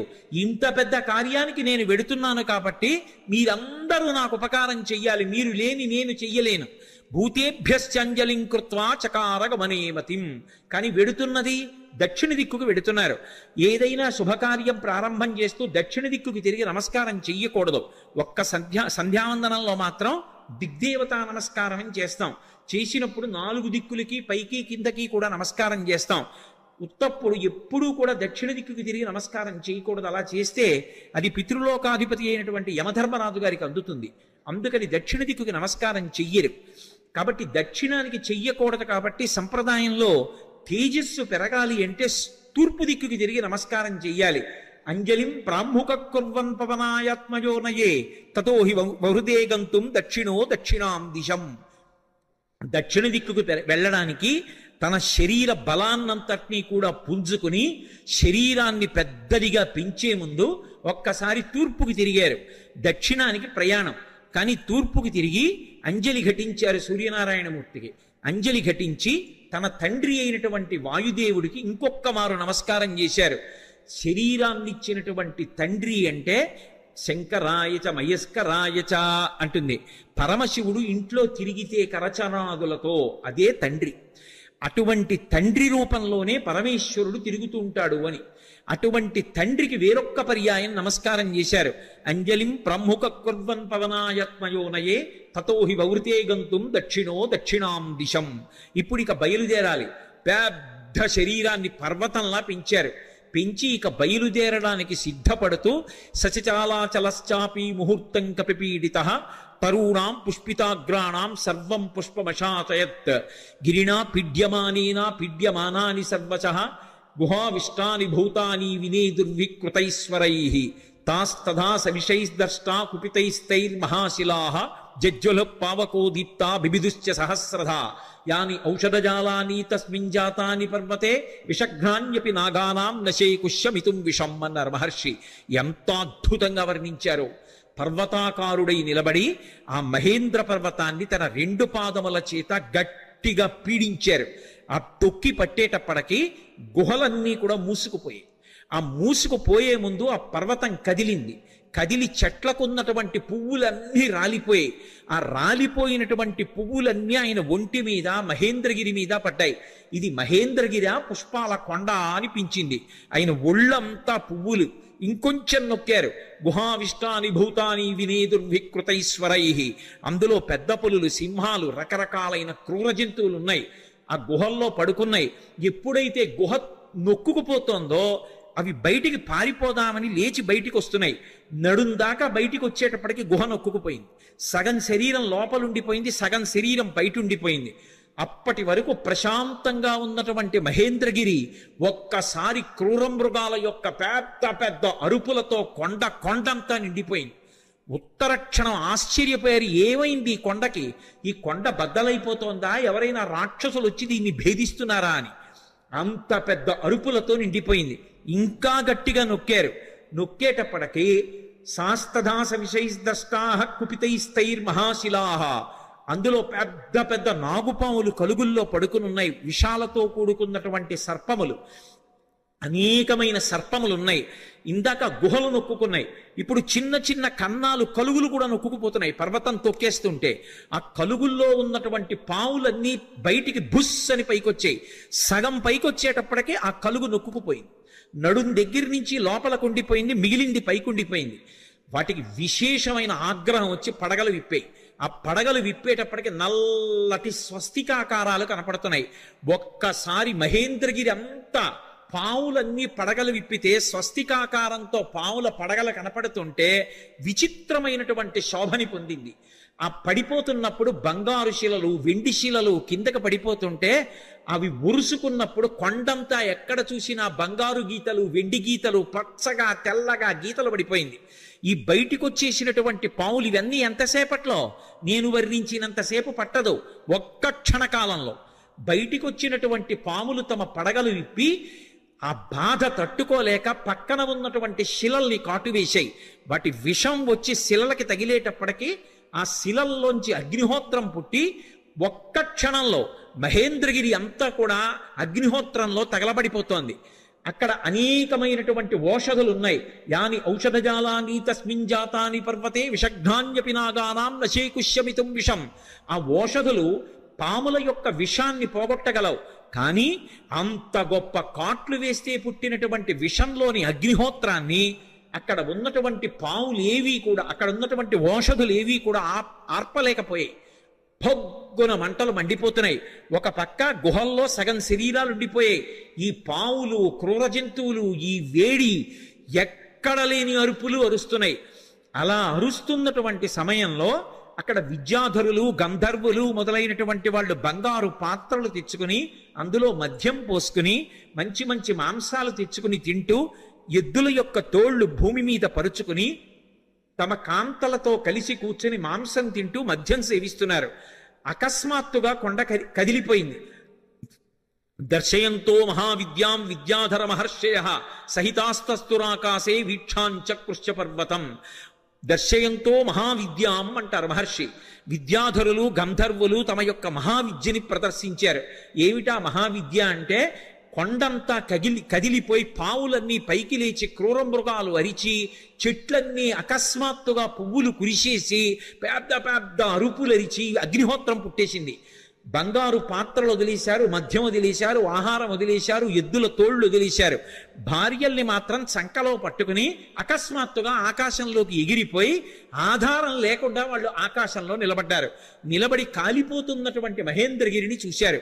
చూసి ఆశ్చర్యపోయి వీక్షాంచకృష్య పర్వతం, ఏమి ఈ కొండ బద్దలైపోతోందా? ఏమి ఎవరూ కనపట్టలేదు? ఏమైంది ఈ కొండకు? అసలు ఏం జరిగి అకస్మాత్తుగా మహేంద్రగిరి ఇలా అయిపోతోందని తెల్లబోయారు. వాళ్ళలా తెల్లబోతుండగా మహర్షులు, దేవగాయకులైనటువంటి చారణులు మొదలైనటువంటి దేవతల సంఘాలుగా నిలబడి చెప్పుకుంటున్నారు. ఏష పర్వత సంకాశో హనుమాన్ మారుతత్మజ తితీర్షతి మహావేగ సముద్రం మకరాలయం. మొసళ్లతో కూడుకున్నటువంటి, రాక్షసులతో కూడుకున్నటువంటి 100 యోజనముల లవణ సముద్రాన్ని తాను దాటి వెళ్ళి వానరజాతి పరువు ప్రతిష్ఠలు నిలబెట్టి సీతమ్మ జాడ తెలుసుకుని రామచంద్రమూర్తికి నివేదించడానికి పర్వత శరీరుడైనటువంటి స్వామి హనుమ పరాక్రమాన్ని పుంజుకుని దీన్ని లంఘించడానికి సిద్ధపడుతున్నారు. ఆశ్చర్యం! ఎవరి కోసం ఇంత కష్టపడుతున్నారు? రామార్థం వానరార్థం చ చికీర్షం కర్మదుష్కరం సముద్రస్య పరంపారం దుష్ప్రాపం ప్రాప్తుమిచ్చతి. రాముడి కోసం, వానరుల కోసం స్వార్థత్యాగం చేసి తాను ఇంత క్లేశపడుతూ ఈ సముద్రాన్ని దాటడానికి అదిగదిగదిగో స్వామి హనుమ బయలుదేరుతున్నారని ఆ విద్యాధరులందరూ లేచి నిలబడి ఆయనకి నమస్కరించి స్తోత్రం చేస్తున్నారు. ఇక బయలుదేరడానికి సిద్ధపడ్డారు. ఒక్కసారి తన బలాన్నంతటి పుంజుకున్నారు. ఒంటి మీద ఉన్నటువంటి వెంట్రుకలన్నీ నిక్కపొడుచుకున్నాయి. చెవులు రిక్కించారు. కళ్ళు రెండు దృష్టి నిలబెట్టి 100 యోజనముల సముద్రం వైపు చూశారు. సచిచాలాచలశ్చాపి ముహూర్తం కపిపీడిత అని దుదివీచ సరోమాణి చకంపే చాచలోపమః బాహూసం స్తంభయామాస మహాపరిగసన్నిభౌ సపాదచ కపిక్కట్యాం చరణౌ సంచుకూచ. ఆయన వెంటనే ఆ ఒంటి మీద వెంట్రుకలు నిక్కపొడుచుకుని ఉన్నాయి. ఆ తోక ఒక్కసారి ఇలా పైకెత్తారు. గరుత్మంతుడు సముద్రం మీద వెడుతూ పావుని తన్నుకుపోతున్నప్పుడు ఎలా ఉంటుందో అలా ఉన్నటువంటి తోకని ఝుళిపించి నేలకేసి కొట్టారు. కొట్టి ఆ 2 చేతులు పైకెత్తి ఇలా పరిగలు బిగించినట్టు బిగించారు. మహాపరిగసన్నిభౌ సపాదచ కపిక్కట్యాం చరణౌ సంచుకోచ. కాళ్ళు వంచారు. మోకాళ్ళు కొద్దిగా కిందకి ఉంచారు. నడుం సన్నం చేశారు. హృదయాన్ని బాగా విశాలం చేశారు. మార్గమాలోకయన్ దూరాదుర్ధం ప్రణిహితేక్షణ రురోధ హృదయే ప్రాణాన్ ఆకాశమవలోకయన్. ప్రాణవాయువుని లోపల బంధించారు. దృష్టి బాగా నిలబెట్టారు. చెవులు రిక్కించారు. ఇక ఎగరడానికి సిద్ధపడుతున్నారు. పాదములతో తొక్కి పెట్టి ఉంచారు. మోకాళ్ళు వంగి ఉన్నాయి. నడుం సన్నగా ఉంది. తొడలలోకి శక్తినంతటినీ పుంజుకున్నారు. ఇక ఎగరబోతూ కిందకి చూశారు. చిన్న చిన్న రూపాలతో కొన్ని లక్షల వానరములు స్వామికి నమస్కారం చేస్తూ శుభం కలగాలని, వానరజాతి పరువు నిలబడాలని స్తోత్రం చేస్తున్నాయి. వాళ్ళ వంక చూసి ప్రతిజ్ఞ చేశారు. తతో రావణనీ నేను బయలుదేరే ముందు యథా రాఘవ నిర్ముక్త శరశ్వసన విక్రమ గచ్చేతద్గమిష్యామి లంకాం రావణపాలితాం నహి ద్రక్ష్యామి ఇది లంకాయాం జనకాత్మజాం అనేన విహివేగేన గమిష్యామి సురాలయం బద్ధ్వా రక్షత రాజేన మానయిష్యామి రావణం సర్వదా కృతకార్యోహామీష్వామి సహసీతయా అన్నారు. నేను ఇప్పుడు బయలుదేరి వెళ్ళేటప్పుడు నా శక్తితో వెళ్ళటం లేదు. రామచంద్రమూర్తి తన ఎడమ చేత్తో బంగారు కోదండాన్ని పట్టుకుని అక్షయ బాణతూణీరంలోంచి బాణాన్ని తీసి కుడి చేతితో వింటినారికి సంధించి ఆకర్ణాంతంలాగి విడిచిపెట్టబడినటువంటి రామబాణం మధ్యలో ఆగకుండా వెళ్లి లక్ష్యం మీద ఎలా పడిపోతుందో అలా రామచంద్రమూర్తి యొక్క అనుగ్రహాన్ని పొందినటువంటి నేను లంకాపట్టణం మీద వెళ్లి పడతాను. ఆ పడిన తరువాత సీతమ్మ జాడ కనిపెట్టడానికి అన్వేషిస్తాను. ఒకవేళ నాకు సీతమ్మ జాడ దొరకకపోతే 10 తలలు కలిగినటువంటి రావణాసురుణ్ణి బంధించి తీసుకొచ్చి ప్రస్రవణ పర్వత చక్రముల మీద కూర్చున్న రామచంద్రమూర్తి పాదముల దగ్గర పడేసి వాడి చేత నిజం కక్కిస్తాను. ఒకవేళ రావణుడు కూడా కనపడకపోతే అక్కడి నుంచి స్వర్గలోకానికి వెళ్లి స్వర్గలోకంలో కూడా సీతమ్మను అన్వేషిస్తాను. స్వర్గంలో కూడా సీతమ్మ కనపడకపోతే తిరిగి వచ్చి రావణ యొక్క లంకాపట్టణాన్ని పెళ్లగించి చేత్తో పట్టుకుని తీసుకొచ్చి సుగ్రీవుడి యొక్క సన్నిధానంలో నిలబెడతాను. అటువంటి బలాన్ని పుంజుకుని నేను బయలుదేరుతున్నాను. మీరు బెంగ పెట్టుకోకండి, రామకార్యాన్ని సాధిస్తాను. ఈషా ధృతి ఆ పట్టుదలతో ప్రతిజ్ఞ చేసి ఇక బయలుదేరడానికి సిద్ధపడ్డారు. ఒక్కసారి ఎగిరేటప్పటికి ఊరు వేగోద్ధత వృక్షా ముహూర్తం కపిమన్వయం ప్రస్థితా దీర్ఘమధ్వానం సబంధుమివ బాంధవాహ. ఆయన ఒక్కసారి సముద్రం మీదకి ఏటవాలుగా తెల్లవారుజాము కాలంలో ఎగిరితే కొన్ని వందల సంవత్సరముల నుంచి ఆ పర్వతం మీద పెరుగుతున్నటువంటి మహావృక్షములు కూడా కూకటి వేళ్లతో సహా పెకలింపబడి ఆయన తొడల వేగానికి ఆయనతో పాటుగా వెళ్ళి కొంత దూరం వెళ్ళిన తరువాత ఇక ఆ వేగంతో వెళ్ళలేక సముద్రంలో పడిపోయాయి. చిన్న చిన్న చెట్లు చాలా దూరం వెళ్ళాయి. ఆ వెళ్ళడం ఎలా ఉందంటే ముఖ్యమైనటువంటి బంధువులు దూర ప్రదేశానికి ప్రయాణం చేస్తుంటే అనుగమించి కొంత దూరం వెళ్ళి వీడ్కోలు పలికి వెనక్కి వస్తున్నటువంటి బంధువుల సమూహమా అన్నట్లుందిట. మహారాజుని అనుగమించి మహారాజు వెంట వెడుతున్నటువంటి సైన్యమా అన్నట్టుగా ఉందిట. ఒక దాంట్లో నిర్బంధం, ఒక దాంట్లో ఐచ్ఛికం. బంధువులు వెళ్ళేటప్పుడు స్వచ్ఛందంగా వెడతారు, సైన్యం వెళ్ళేటప్పుడు రాజుని అనుగమించాలి, రాజాజ్ఞ. ఎలా వెడతారో అలా వెడుతున్నారు. అలా వెళ్ళి ఆ చెట్లన్నీ కూడా బరువైనటువంటి చెట్లు ముందు పడిపోయాయి. తేలికైన చెట్లు చాలా దూరం హనుమతో పాటు వెళ్ళాయి. ఇన్ని చెట్లు ఏకకాలంలో పైకి లేచిపోయి ఆయనతో పాటు వెళ్ళిపోతుంటే ఈ చెట్లకున్నటువంటి పువ్వులన్నీ కూడా పడిపోతే స్వామి శరీరం నిండా ఎక్కడ చూసినా పువ్వులు, ఆకులు, మొగ్గలు అలంకృతమైపోయాయి. అలంకృతమైపోతే ఆయన ఎలా ఉన్నారంటే మెరుపులతో కూడుకున్నటువంటి మేఘం ఆకాశంలో ప్రయాణం చేస్తే ఎలా ఉంటుందో అలా ఉన్నారు. ఆ పువ్వులన్నీ కూడా సముద్రంలో పడ్డాయి. ఆ సముద్రంలో పడినప్పుడు ఆ సముద్రం అంతా పువ్వులతో కూడి నక్షత్రములతో కూడుకున్న ఆకాశం భూమి మీదకి వస్తే ఎలా ఉంటుందో సముద్రం అలా ఉంది. అంత వేగంతో ఆయన వెళ్ళిపోతున్నప్పుడు ఆ గాలి ఆయన యొక్క బాహుమూలములలోంచి అంటే సంకలలోంచి వెనక్కి వెడుతున్నప్పుడు విచిత్రమైనటువంటి రవం చేస్తోంది. యథేచ్ఛగా ఆకాశంలో వెళ్ళిపోతూ పిబన్నివ బభౌచాపి సౌర్మిమాలం మహార్ణవం పిపాసురివచాకాశం దదృశైస మహాకపి. ఆయన ఆ వెడుతున్నప్పుడు ఎలా ఉందంటే ఇలా పైకి చూస్తే మెరుపుల ముద్ద వెళ్ళిపోతున్నట్టుగా ఆకాశాన్ని ఎవరో తాగేస్తున్నారా అన్నట్టుగా ఉంది. ఆయన వెడుతున్నంతసేపు ఎంత దూరం ఆయన ప్రయాణం చేస్తే అంత దూరం సముద్రం చాప చుట్టినట్టు పైకి లేచి ఆయన శరీరం అలా వెళ్ళిపోగానే ఆయనకి తగులుతోందా అన్నట్టుగా పైకి లేచి విరిగి కెరటం పడిపోతోంది. అలా సముద్రం పైకి లేచిపోయి సంక్షోభాన్ని చెందుతోంది. పెద్ద పెద్ద చెట్లు పడిపోయి కెరటాలన్నీ కదిలిపోతున్నాయి. సముద్రంలో ఉండేటటువంటి ప్రాణులన్నీ క్షోభ చెందాయి. ఒక పక్క మేఘమండలాన్ని చీల్చుకుంటూ మేఘాలలోకి వెడుతూ బయటికి వస్తూ తొంగి చూస్తూ చంద్రుడు ప్రయాణిస్తున్నాడా అన్నట్టుగా వెడుతున్నారు. ఆ వెడుతున్నప్పుడు సంధ్యాయా సమవిస్పృష్టం యథా తత్ సూర్యమండలం ముఖం నాసికయా తస్యా తామ్రయా తామ్రమా బభౌ. ముందు నుంచి చూస్తే ఎర్రటి ముఖం, పగడాల ముద్దలా ఉన్నటువంటి ఎర్రటి మూతి, వెనకాల చూస్తే గైరికాది ధాతువులతో ఉన్నటువంటి పర్వతం బద్దలైతే జేగురు రంగులో ఎలా ఉంటుందో అటువంటి పృష్ఠభాగం. ఆ తోక చూస్తే ఇలా స్తంభంలా నిలబెట్టారు. ఇంద్రధ్వజానికి పూజ చేసినప్పుడు ఇంద్రధ్వజాన్ని ఎలా నిలబెడతారో అలా నిలబెట్టారు. అప్పుడప్పుడు ఆ తోకని ఉంచి విసురుతున్నారు. అది ఎలా ఉందంటే గరుత్మంతుడు సముద్రం మీద వెడుతూ ఒక పావుని నోటకరచుకుని వెడుతున్నప్పుడు అది గింజుకుంటే ఎలా ఉంటుందో ఆ తోక తిరగడం అలా ఉంది. ఒక్కొక్కసారి ఆ తోకని ఇలా ఉంచి తల మీద పెడుతున్నారు. ఆకాశంలో ఒక పెద్ద ఇంద్రధనస్సు ఏర్పడిందా అన్నట్టుగా ఉంది. ఆయన అలా వెడుతుంటే దూరం నుంచి ముందు నుంచి చూస్తే ఎలా ఉన్నారంటే పిబన్నివ భభౌచాపి సౌర్మిమాలం మహార్ణవం పిపాసురివచాకాశం దదృశేస మహాకపి. ఆ దూరం నుంచి పర్వతస్థా వివానలౌ, ఆ రెండు కళ్ళు కూడా ఎక్కడో పర్వతంలో చీకటిగా ఉన్న చోట రెండు నెగళ్ళు వేస్తే ఆ రెండు నెగళ్ళు రెండు అగ్నిహోత్రాలు రగులుతుంటే ఇక్కడి నుంచి చూస్తే ఎలా ఉంటాయో పచ్చగా ఉన్నటువంటి ఆయన కళ్ళు అలా ఉన్నాయి. అలా వెళ్ళిపోతున్నారు. ఆ వెళ్ళిపోతున్నప్పుడు అకస్మాత్తుగా సముద్ర జలాలన్నీ కూడా ఇలా చాప చుట్టినట్టు పైకి లేచి పడిపోతుంటే ఆ సముద్రంలో ఉన్నటువంటి ప్రాణులన్నీ ఒక్కసారి కనపడ్డాయి. తిమివక్రజుషాహ కూర్మాహ దృశ్యంతే వివృతాస్తథా వస్త్రాపకర్షకేణేవ శరీరాణి శరీరిణాం అంటారు మహర్షి.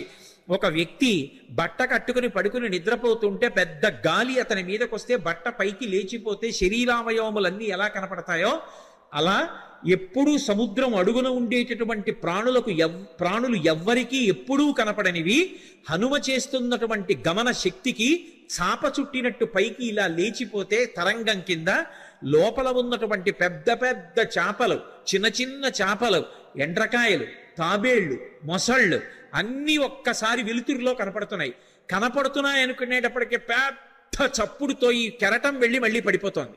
ఆ కెరటం మళ్ళీ పడిపోతుంటే సముద్రం అంతా కలయి తిరిగిపోతోంది. అలా కలయి తిరిగిపోతుండగా నిర్భయంగా క్రీడిస్తున్నవాడు ఎలా ఉంటాడో అలా ఆకాశ మార్గంలో గమనం చేసి వెళ్ళిపోతున్నారు. అద్భుతమైన ప్రయాణం. నిజంగా శాబ్దిక ప్రత్యక్ష ప్రసారం చేశారు వాల్మీకి మహర్షి. సుందరకాండ ప్రథమ సర్గ చదువుతుంటే మన కళ్ళ ముందు కనపడుతుంది ఆయన వెడుతున్నటువంటి తీరు. ఆ మబ్బుల్లోంచి ఏదో ఒక బంగారు ముద్ద వెళ్ళిపోతుందా అన్నట్టుగా, చంద్రబింబం మబ్బుల్లోంచి ప్రయాణం చేస్తోందా అన్నట్టుగా వెళ్ళిపోతున్నారు. వెళ్ళిపోతుండగా సముద్రుడు చూశాడు. చూసి వెంటనే మైనాకుణ్ణి పిలిచి అన్నాడు. మైనాకుడు బంగారు శిఖరములతో ఉంటాడు. ఆయన యొక్క గర్భంలోనే ఉన్నాడు, సముద్ర గర్భంలో. ఆయనతో అన్నాడు, అహమిక్ష్వాకునాథేన సగరేణ వివర్ధత ఇక్ష్వాకు సచివశ్చాయం నావసీదితుమర్హతి. ఇది రామాయణం చదువుకున్నటువంటి జాతి యొక్క లక్షణాన్ని మహర్షి జ్ఞాపకం చేస్తున్నారు. నేను సముద్రుణ్ణి. ఈ భూమి మీద సముద్రాలు ఎలా ఏర్పడ్డాయో తెలుసా? ఇక్ష్వాకు వంశంలో పుట్టినటువంటి సగర చక్రవర్తి యొక్క కుమారులు 60,000 మంది సగరులు ఈ భూమిని గోతులు తవ్వితే గోతులలోకొచ్చి నిలబడినటువంటి జలములకు సాగరములని పేరొచ్చింది. మేము ఏర్పడ్డాము అంటే దానికి కారణం అదిగో ఇక్ష్వాకు వంశంలో పుట్టిన సగర చక్రవర్తి. ఇవాళ ఆ ఇక్ష్వాకు వంశంలో పుట్టినటువంటి రామచంద్రమూర్తి యొక్క భార్య జాడ తెలియక ఆపద పొందితే రాముడికి సహాయం చెయ్యాలి అని ఆయన యొక్క సచివుడైనటువంటి స్వామి హనుమ నిరాధారమైనటువంటి ఆకాశ మార్గంలో ప్రయాణం చేసి వెడుతున్నారు. మేము ఏర్పడడానికి కారణం ఇక్ష్వాకు వంశంలో పుట్టిన సగరుడు అయితే, ఆ ఇక్ష్వాకు వంశంలో పుట్టిన రాముడికి కష్టం వచ్చినప్పుడు కష్టం తీర్చడానికి వెడుతున్న హనుమకి ఉపకారం చెయ్యాలి కదా. నువ్వు నాలో ఉన్నావు కదా, నా నీళ్లు తాగడానికి పనికిరావు, ఉప్పు నీరు, కానీ నీ ఎందు పర్వతములు ఉన్నాయి, ఆ పర్వతాల్లో చెట్లున్నాయి, చెట్లల్లో అనేకమైన తేనెపెట్లున్నాయి, కందమూలాలున్నాయి. ఒక వానరానికి అంతకన్నా ప్రీతికరమైనది ఏది ఉంటుంది? నువ్వు పైకి లేస్తే ఒక్కసారి ఆయన విశ్రమిస్తారు, విశ్రమించి కాస్త తేనె తాగుతారు, కాసిని కందమూలాలు తింటారు, తర్వాత ప్రయాణం చేస్తారు. అటువంటి మహానుభావుడు ఎడుతున్నప్పుడు మనం ఆయనకి కించిత్ ఉపకారం చెయ్యకపోతే ఎంత దోషం చేసినట్టు. పాతాళ శాప్రమేయస్య ద్వారమావృత్య తిష్టసి తిర్యగోత్వమలశ్చైవ శక్తిస్తే శైలవర్ధితం. నువ్వు ఈ సముద్రంలో పడిపోయినప్పుడు పాతాళలోకం నుంచి రాక్షసులు పైకొచ్చేటటువంటి బిలానికి అడ్డంగా పడ్డావు ద్వారానికి, కాబట్టి రాక్షసులు పైకి రాలేరు. కానీ నీకు ఒక శక్తి ఉంది, నువ్వు పైకి పెరగలవు, పక్కలకి పెరగలవు, కిందకి వెళ్ళగలవు. కాబట్టి పైకి లే, స్వామి హనుమ వస్తున్నారు, తొందరగా లే. ఎందుకో తెలుసా? కర్తవ్యమకృతం కార్యం సతాం మన్యుముదీరయేత్. ఆర్షవాక్కు అద్భుతమైన విషయాన్ని చెప్తున్నారు. మహాత్ములకు కోపం రాదు, కానీ అటువంటి మహాత్ములు కూడా కోపగిస్తారు. ఎప్పుడు కోపగిస్తారో తెలుసా? చెయ్యవలసిన పని చెయ్యడం కాదు, చెయ్యవలసిన పని చెయ్యవలసిన సమయానికి చెయ్యకపోతే మహాత్ములకు కూడా ఆగ్రహం వస్తుంది. అందుకని ఆయన దాటిపోక ముందు నువ్వు లేవాలి. అయ్యో నాకు తెలిసి లేచేటప్పటికి ఆయన వెళ్ళిపోయారు అనకూడదు, ఆయన రాకముందు లేచి నిలబడాలి. మహాత్ములు వచ్చేటప్పటికి సిద్ధంగా ఉండాలి. అందుకని వారు రాకముందు లేచి నిలబడు, అంజలి ఘటించు, స్వాగతం పలుకు, పలికి ఆయనకి విశ్రాంతికి స్థానం కల్పించు అనగానే మైనాక పర్వతం సముద్రాన్ని చీల్చుకుని ఒక్కసారి పైకి లేచింది. వచ్చేస్తున్నారు హనుమ ఆకాశ మార్గంలో. అకస్మాత్తుగా ఆ శిఖరముల మధ్యలో బంగారం ఉంటుంది. బాలసూర్యుని యొక్క కిరణములు పడి తెల్లవారుజాము కాలమేమో మరింత శోభిస్తోంది. ఆకాశం అంతా బంగారు వర్ణం పొందేసింది. అకస్మాత్తుగా సముద్రంలోంచి శిఖరములు లేచాయేమో, సముద్ర రంగంతా కూడా బంగారు రంగు అయిపోయింది. ఆ శిఖరములు పైకి లేచాయి. దర్శయామాస శృంగాణి సాగరేణ నియోజిత శాతకుంభమైర్ శృంగై సకిన్నరమహోరగై అంటారు మహర్షి. ఆ పర్వత శిఖరములు పైకి లేస్తే దాని మీద కిన్నరులు ఉన్నారు, దాని మీద భయంకరమైనటువంటి సర్పములు ఉన్నాయి, చెట్లున్నాయి, తేనెపట్లున్నాయి, కందమూలాలున్నాయి, బంగారంతో మెరిసిపోతున్నాయి ఆ శిఖరాలు. స్వామి హనుమ చూశారు, ఇదేమి ఇప్పటి వరకు లేనిది సముద్రంలోంచి అకస్మాత్తుగా బంగారు శిఖరాలు పైకి లేచాయే అని. మధ్యే లవణతోయస్య విఘ్నోయమితి నిశ్చిత. అకస్మాత్తుగా సముద్రంలోంచి బంగారు శిఖరాలు పైకి లేచాయంటే ఇది నేను చేస్తున్నటువంటి పనికి, నేను వెడుతున్న కార్యానికి విఘ్నం, నేను ఆగకూడదు అని వరసాపాతయామాస జీమూత వివమారుత. తన వక్షస్థలంతో కొట్టారు శిఖరాల్ని. అవి చూర్ణములై పొడి అయిపోయి పడిపోయాయి. సముద్రంలో పడిపోగానే ఒక్కసారి మైనాకుడు పురుష రూపాన్ని దాల్చి నిలబడ్డాడు. అంతరిక్ష స్థిత శ్రీమాన్ ఇదం వచనమబ్రవీత్. ఆకాశంలో నిలబడి స్వామి హనుమతో మాట్లాడుతున్నాడు. మహానుభావ, కృతీచ ప్రతికర్తవ్యం దేశధర్మ సనాతన సోయం తత్ప్రతికారార్థి తత్వసమ్మానమర్హతి అతిథి కిల పూజార్హ ప్రకృతోపి విజానత. ఈ జాతికి ఒక లక్షణం ఉంది, ఉపకారం చేసిన వాడికి ప్రత్యుపకారం చెయ్యాలి. ఒక ఉపకారాన్ని పొంది తిరిగి ప్రత్యుపకారం చెయ్యకుండా ఉపకారాన్ని మరిచిపోయిన వాడు ఎవరుంటాడో వాడు కృతఘ్నుడు. అటువంటి కృతఘ్నుడికి నిష్కృతి లేదు. కిష్కింధకాండలో కూడా స్వామి లక్ష్మణుడు అంటాడు, బ్రహ్మఘ్నైచ సురాపేచ చౌరే భగ్నవ్రతీ తథా నిష్కృతిర్విహితా సిద్ధి కృతఘ్నో నాస్తి నిష్కృతి. బ్రహ్మహత్య చేసిన వాడికి, దొంగతనం చేసిన వాడికి, సురాపానం చేసిన వాడికి, ఒక వ్రతం చేస్తానని నీళ్లు ముట్టుకుని కూడా వ్రతం చెయ్యకుండా వ్రతభంగం చేసిన వాడికి ప్రాయశ్చిత్తం ఉందేమో కానీ చేసిన ఉపకారాన్ని మరిచిపోయి కృతఘ్నుడై బ్రతికేటటువంటి వాడికి మాత్రం నిష్కృతి లేదంటాడు. కాబట్టి కృతీచ ప్రతికర్తవ్యం దేశధర్మ సనాతన. ఉపకారం చేసిన వాడికి ఉపకారం చెయ్యొద్దు. నేను సముద్రంలో దాక్కున్నాను, దాక్కోవడానికి నాకు అవకాశం ఇచ్చి సముద్రుడు ఉపకారం చేశాడు. అంతేకాదు, నీ తండ్రి నాకు ఉపకారం చేశాడు. ఒకానొకప్పుడు పర్వతాలకన్నిటికీ కృతయుగంలో రెక్కలుండేవి. పర్వతములు ఎగిరి వెళ్ళి ఎక్కడ కావాలంటే అక్కడ దిగేవి. అలా దిగుతున్నప్పుడు గ్రామాలకి గ్రామాలు మునివాటికలు నశించిపోతుండేవి. అందరూ హాహాకారాలు చేస్తే దేవేంద్రుడు తన వజ్రాయుధంతో పర్వతాలకు ఉండేటటువంటి రెక్కలు తరిగేశాడు. అలా తరిగేస్తున్నప్పుడు నా రెక్కలు కూడా తరిగేస్తాడని నేను భయపడి భయంతో రెక్కలు ఉన్నా ఎగరలేక ఉండిపోయాను. అప్పుడు నీ తండ్రి వాయుదేవుడు చూశాడు. మిత్రత్వాన్ని పాటించి అయ్యో రెక్కలున్నా ఎగరలేకపోతున్నాడని నన్ను ఎత్తి ఇంద్రుడికి కనపడకుండా తీసుకొచ్చి సముద్రంలో పడేశాడు. నేను వెళ్ళి రాక్షసుడు పైకొచ్చేటటువంటి బిలమార్గానికి అడ్డుగా పడ్డాను. ఇంద్రుడు ఓరకంట చూసి పోనీలే భయంతో కదలడు కాబట్టి బిలమార్గం మూసుకుంది, రాక్షసులు పైకి రారు, ఉభయత్రా ఉపకారం జరుగుతుందని ఊరుకున్నాడు. రెక్కలున్నా కదలలేక ఆనాటి నుంచి ఈనాటి వరకు సముద్రంలో పడున్నాను. నీ తండ్రి వాయుదేవుడు నాకు ఉపకారం చేశాడు. ఆ తండ్రికి కొడుకువి నువ్వు, ఆత్మావై పుత్రనామాసి. ఆయనకి ఉపకారం చేస్తే ఎంతో, ఆయన కొడుక్కి ఉపకారం చేస్తే అంతే. అందుకని నువ్వు వెడుతున్నప్పుడు నీకు నేను ఉపకారం చెయ్యొద్దు. అతిథి కిల పూజార్హ ప్రకృతోపి విజానత. అసలు ఒక అతిథి లభించడమే చాలా కష్టం జీవితంలో. అటువంటిది మహాప్రాజ్ఞుడు, నవవ్యాకరణ పండితుడు, స్వార్థం లేనివాడు, రామచంద్రమూర్తి యందు అపారమైన భక్తి కలిగినటువంటి నీ వంటి మహాపురుషుడు అతిథిగా లభించడం అంటే నేను పొందిన అదృష్టం. నిపత్యం అమశృంగేషు విశ్రమస్వ యథాసుఖం. ఒక్కసారి నా పర్వత శిఖరముల మీద దిగవయా, కాసేపు విశ్రాంతి తీసుకో, ఇంత తేనె తాగు, కాసిని కందమూలాలు తిను, కించిత్ విశ్రమించు, మళ్ళీ బయలుదేరి వెళ్ళిపో అన్నారు. విన్నారు హనుమ. ఒక్కసారి నవ్వి ప్రీతోస్మి కృతమాతిథ్యం మన్యురేషోపనీయతాం త్వరతే కార్యకాలో మే అహశ్చాప్యతివర్తతే ప్రతిజ్ఞాతమయా దత్తానస్తాతం వ్యభిహాంతరే అంటారు. ప్రీతోస్మి కృతమాతిథ్యం, చాలా సంతోషం, మీరు నాకు ఆతిథ్యం ఇచ్చినట్టే, మీరు నాకు అన్నీ పెట్టినట్టే. కానీ అన్యురేషోపనీయతాం, మన్యువు పెట్టుకోకండి, అంటే కోపం పెట్టుకోకండి మనసులో. మీరు అన్న మాట నేను పాటించలేదని ఏమనుకోకండి. నేను ప్రతిజ్ఞ చేశాను, రామకార్యం మీద ఎక్కడా ఆగను. రామచంద్రమూర్తి విడిచిపెట్టిన బాణం ఎలా వెడుతుందో అలా వెడతానన్నాను. అలా వెడతానన్నవాడిని అలా వెళ్లకుండా మధ్యలో దిగి విశ్రాంతి తీసుకుని వెడితే రామబాణంలా వెళ్ళినట్టు ఎలా అవుతుంది? ఇది హనుమ యొక్క ప్రజ్ఞ. అంతటి ప్రాజ్ఞుడైన, అంత శక్తివంతుడైన కేవలం నా ప్రయత్నం చేత సాధిస్తాననరు. రామచంద్రమూర్తి యొక్క సహాయం కావాలి. యథా రాఘవ నిర్ముక్త శరశ్వసన విక్రమ, రాముడు వదిలిన బాణంలా వెడతాను. రామానుగ్రహం ఉండాలి. ఎవడైనా జీవితంలో వృద్ధిలోకి రావాలనుకున్నవాడు తాను చెయ్యవలసిన పని తాను చేస్తూ, తన ప్రయత్నం తాను చేస్తూ, ప్రయత్నానికి పక్కన భగవంతుని యొక్క అండదండలు కూడా కలగాలని కోరుకోవాలి. భగవంతుని యొక్క ఏ అనుగ్రహం లేకుండా కేవలం తన ప్రయత్నం వలన సాధిస్తాననుకోవడం మూర్ఖత్వం. ఎప్పుడూ అలా సాధించలేడు. ఈశ్వరుని యొక్క అనుగ్రహం తోడు కావాలి. అందుకే నేను కాదు, రాముడు విడిచిన బాణంలా వెడతాను, రామానుగ్రహం నా యందు నిలబడాలన్నారు. అందుకే మహానుభావుడు నేను రామబాణంలా వెడతానని ప్రతిజ్ఞ చేసి మధ్యలో ఆగలేను. అవతల వేళ దాటిపోతోంది, తొందరగా వెళ్ళాలి. ఏమనుకోకండి, ఎంత మర్యాదగా మాట్లాడతారో.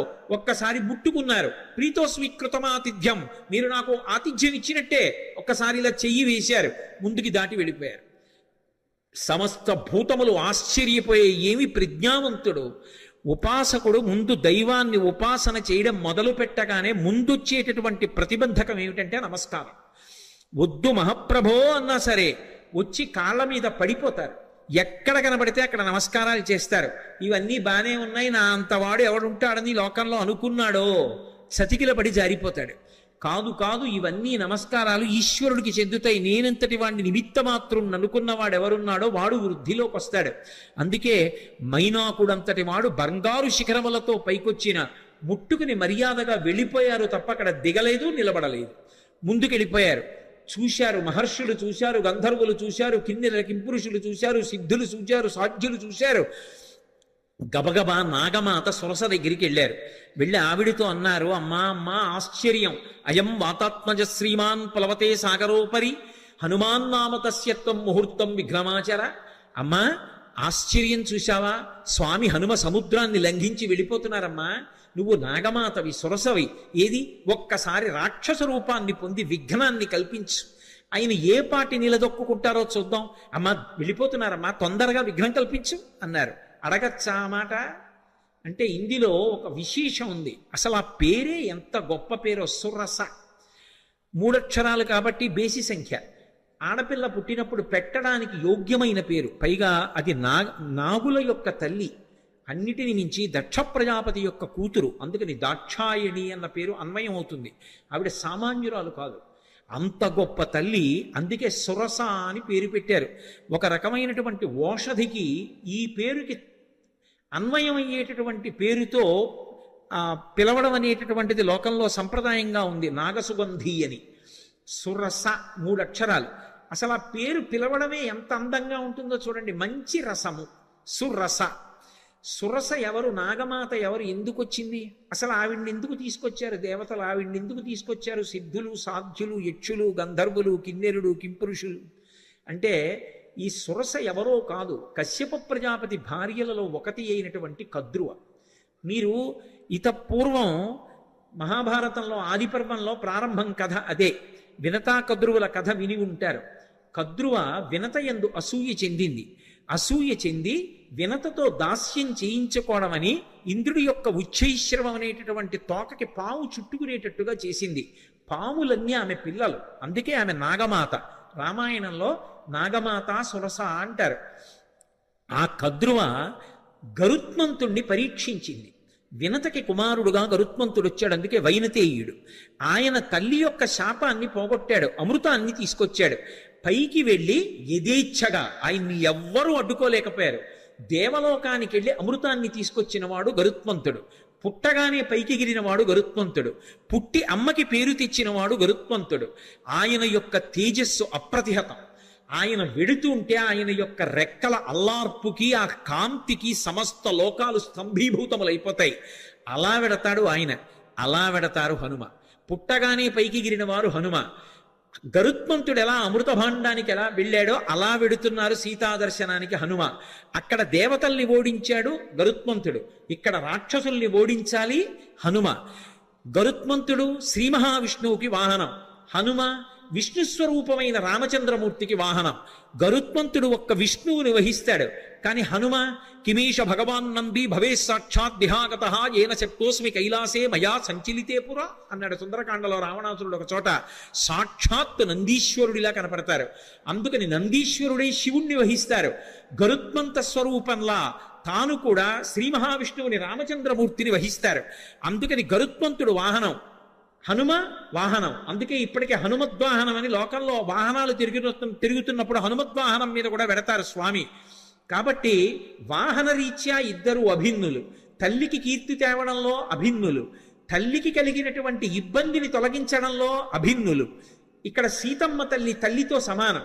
ఆ తల్లిని ఆ చెర నుంచి విడిపించాలి, అందుకు వెడుతున్నారు. ఆయన అమృతం తెచ్చాడు. ఈయన సీతమ్మ జాడ అన్న అమృతాన్ని తెచ్చి వానరుల్ని, రాముణ్ణి, సీతమ్మని సంతోషపెడతారు.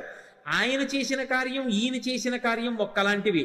గరుత్మంతుడికి ఏ వేగం ఉందో హనుమకి ఆ వేగం ఉంది. అందుకే తరచుగా ఆయన తోకని గరుత్మంతుని నోటితో పావుతో పోలుస్తారు. పైగా ఆయన బయలుదేరేటప్పుడు కూడా అందుకే సుపర్ణ వివచాత్మానం మేనీస కపికుంజరహ అంటారు మహర్షి. తనని తాను గరుత్మంతునిగా భావించుకున్నారు, ఎందుకంటే ఇద్దరు అభిన్నులు కనుక.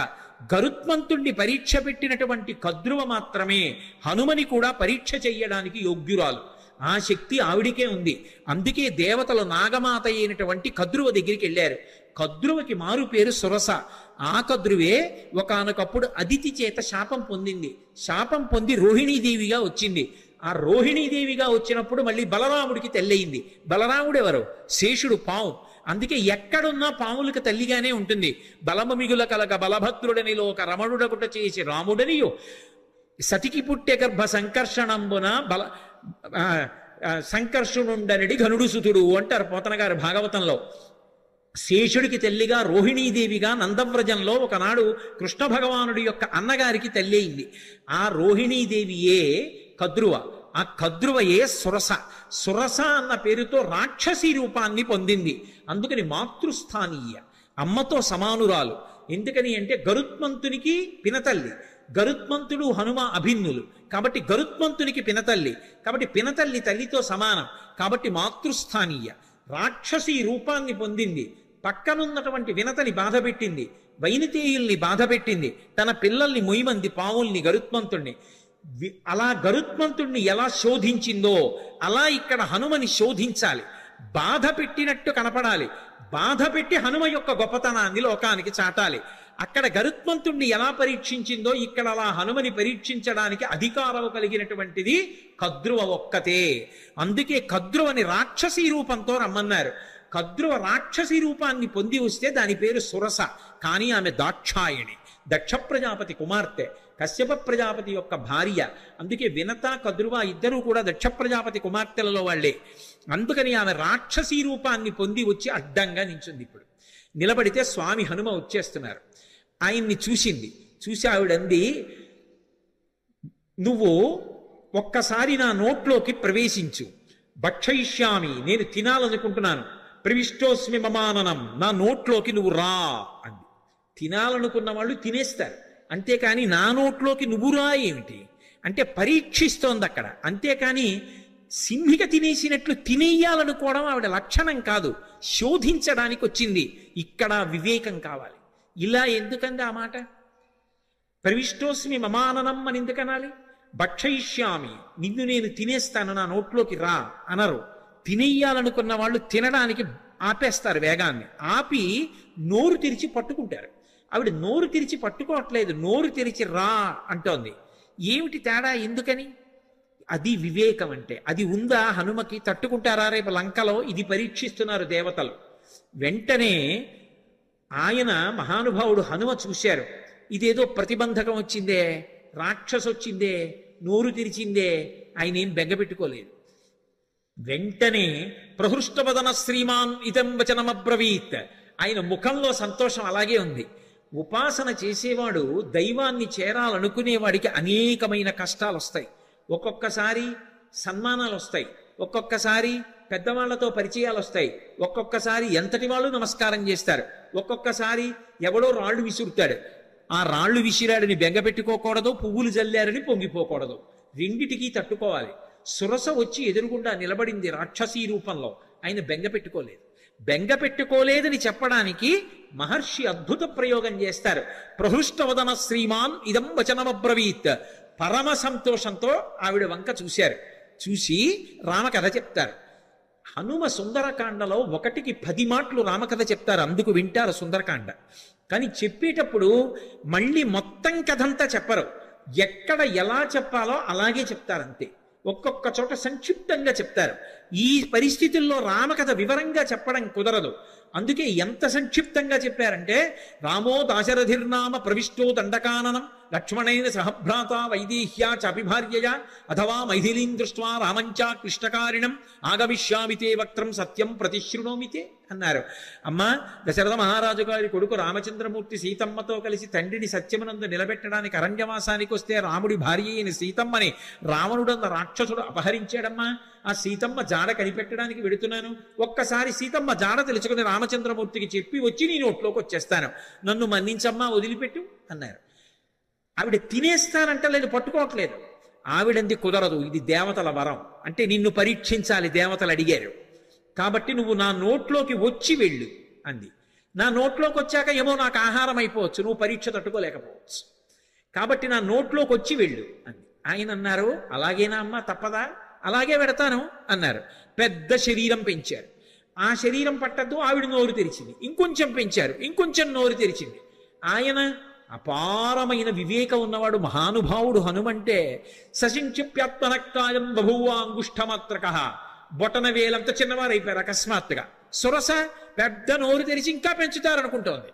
ఆయన బొటన వేలంతా అయిపోయి చటుక్కున లోపలికి వెళ్ళి బయటకు వచ్చేసారు. అమ్మా, ప్రవిష్టోస్మిహితే వక్త్రం దాక్షాయణి నమోస్తుతే గమిష్యే యత్ర వైదేహీ సత్యం జాసీధరస్తవ అన్నారు. అమ్మా, నీ నోట్లోకి వెళ్ళమన్నావు కదా, ప్రవిష్టోస్మిహితే వక్త్రం దాక్షాయణి నమోస్తుతే. కనిపెట్టేశారు మహానుభావుడు, మహావివేకశాలి. అమ్మా, నువ్వు దాక్షాయణివి, దక్ష ప్రజాపతి కుమార్తెవి, కద్రువవి, సురసగా వచ్చావు, నన్ను పరీక్షిస్తున్నావమ్మా, నీకు నమస్కారం. నన్ను తినడం నీ ఉద్దేశ్యం కాదు, శోధిస్తున్నావంతే.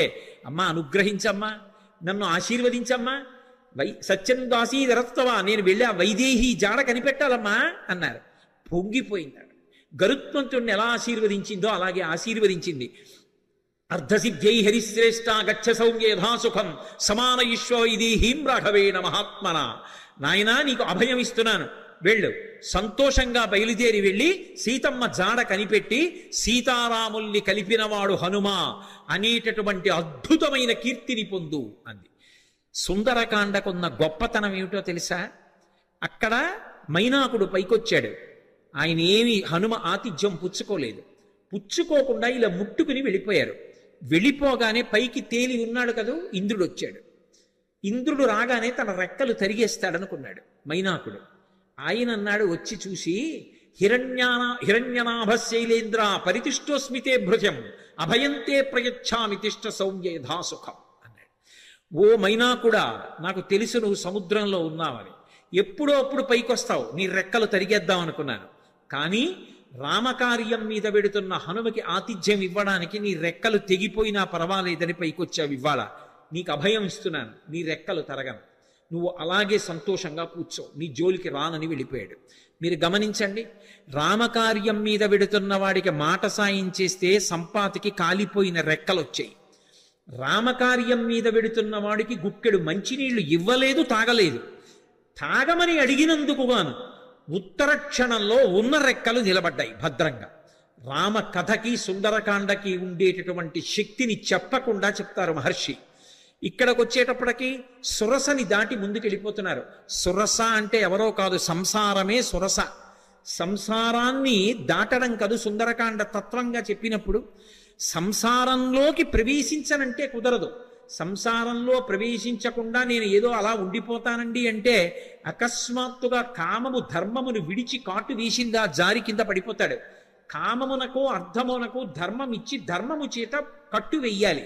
కట్టు వేసి సంసారమునందుండి సంసారమునకు అంటుకోకుండా సంసారాన్ని పరిశీలించి సంసారమునకు నమస్కరించి సంసారము యొక్క అనుగ్రహంతో వైరాగ్యాన్ని పొంది కొబ్బరి పెంకు కట్టుకున్న కొబ్బరి కురిడి అయిపోయిన తర్వాత విడిపోయినట్టు సంసారము నుండి విడివడాలి.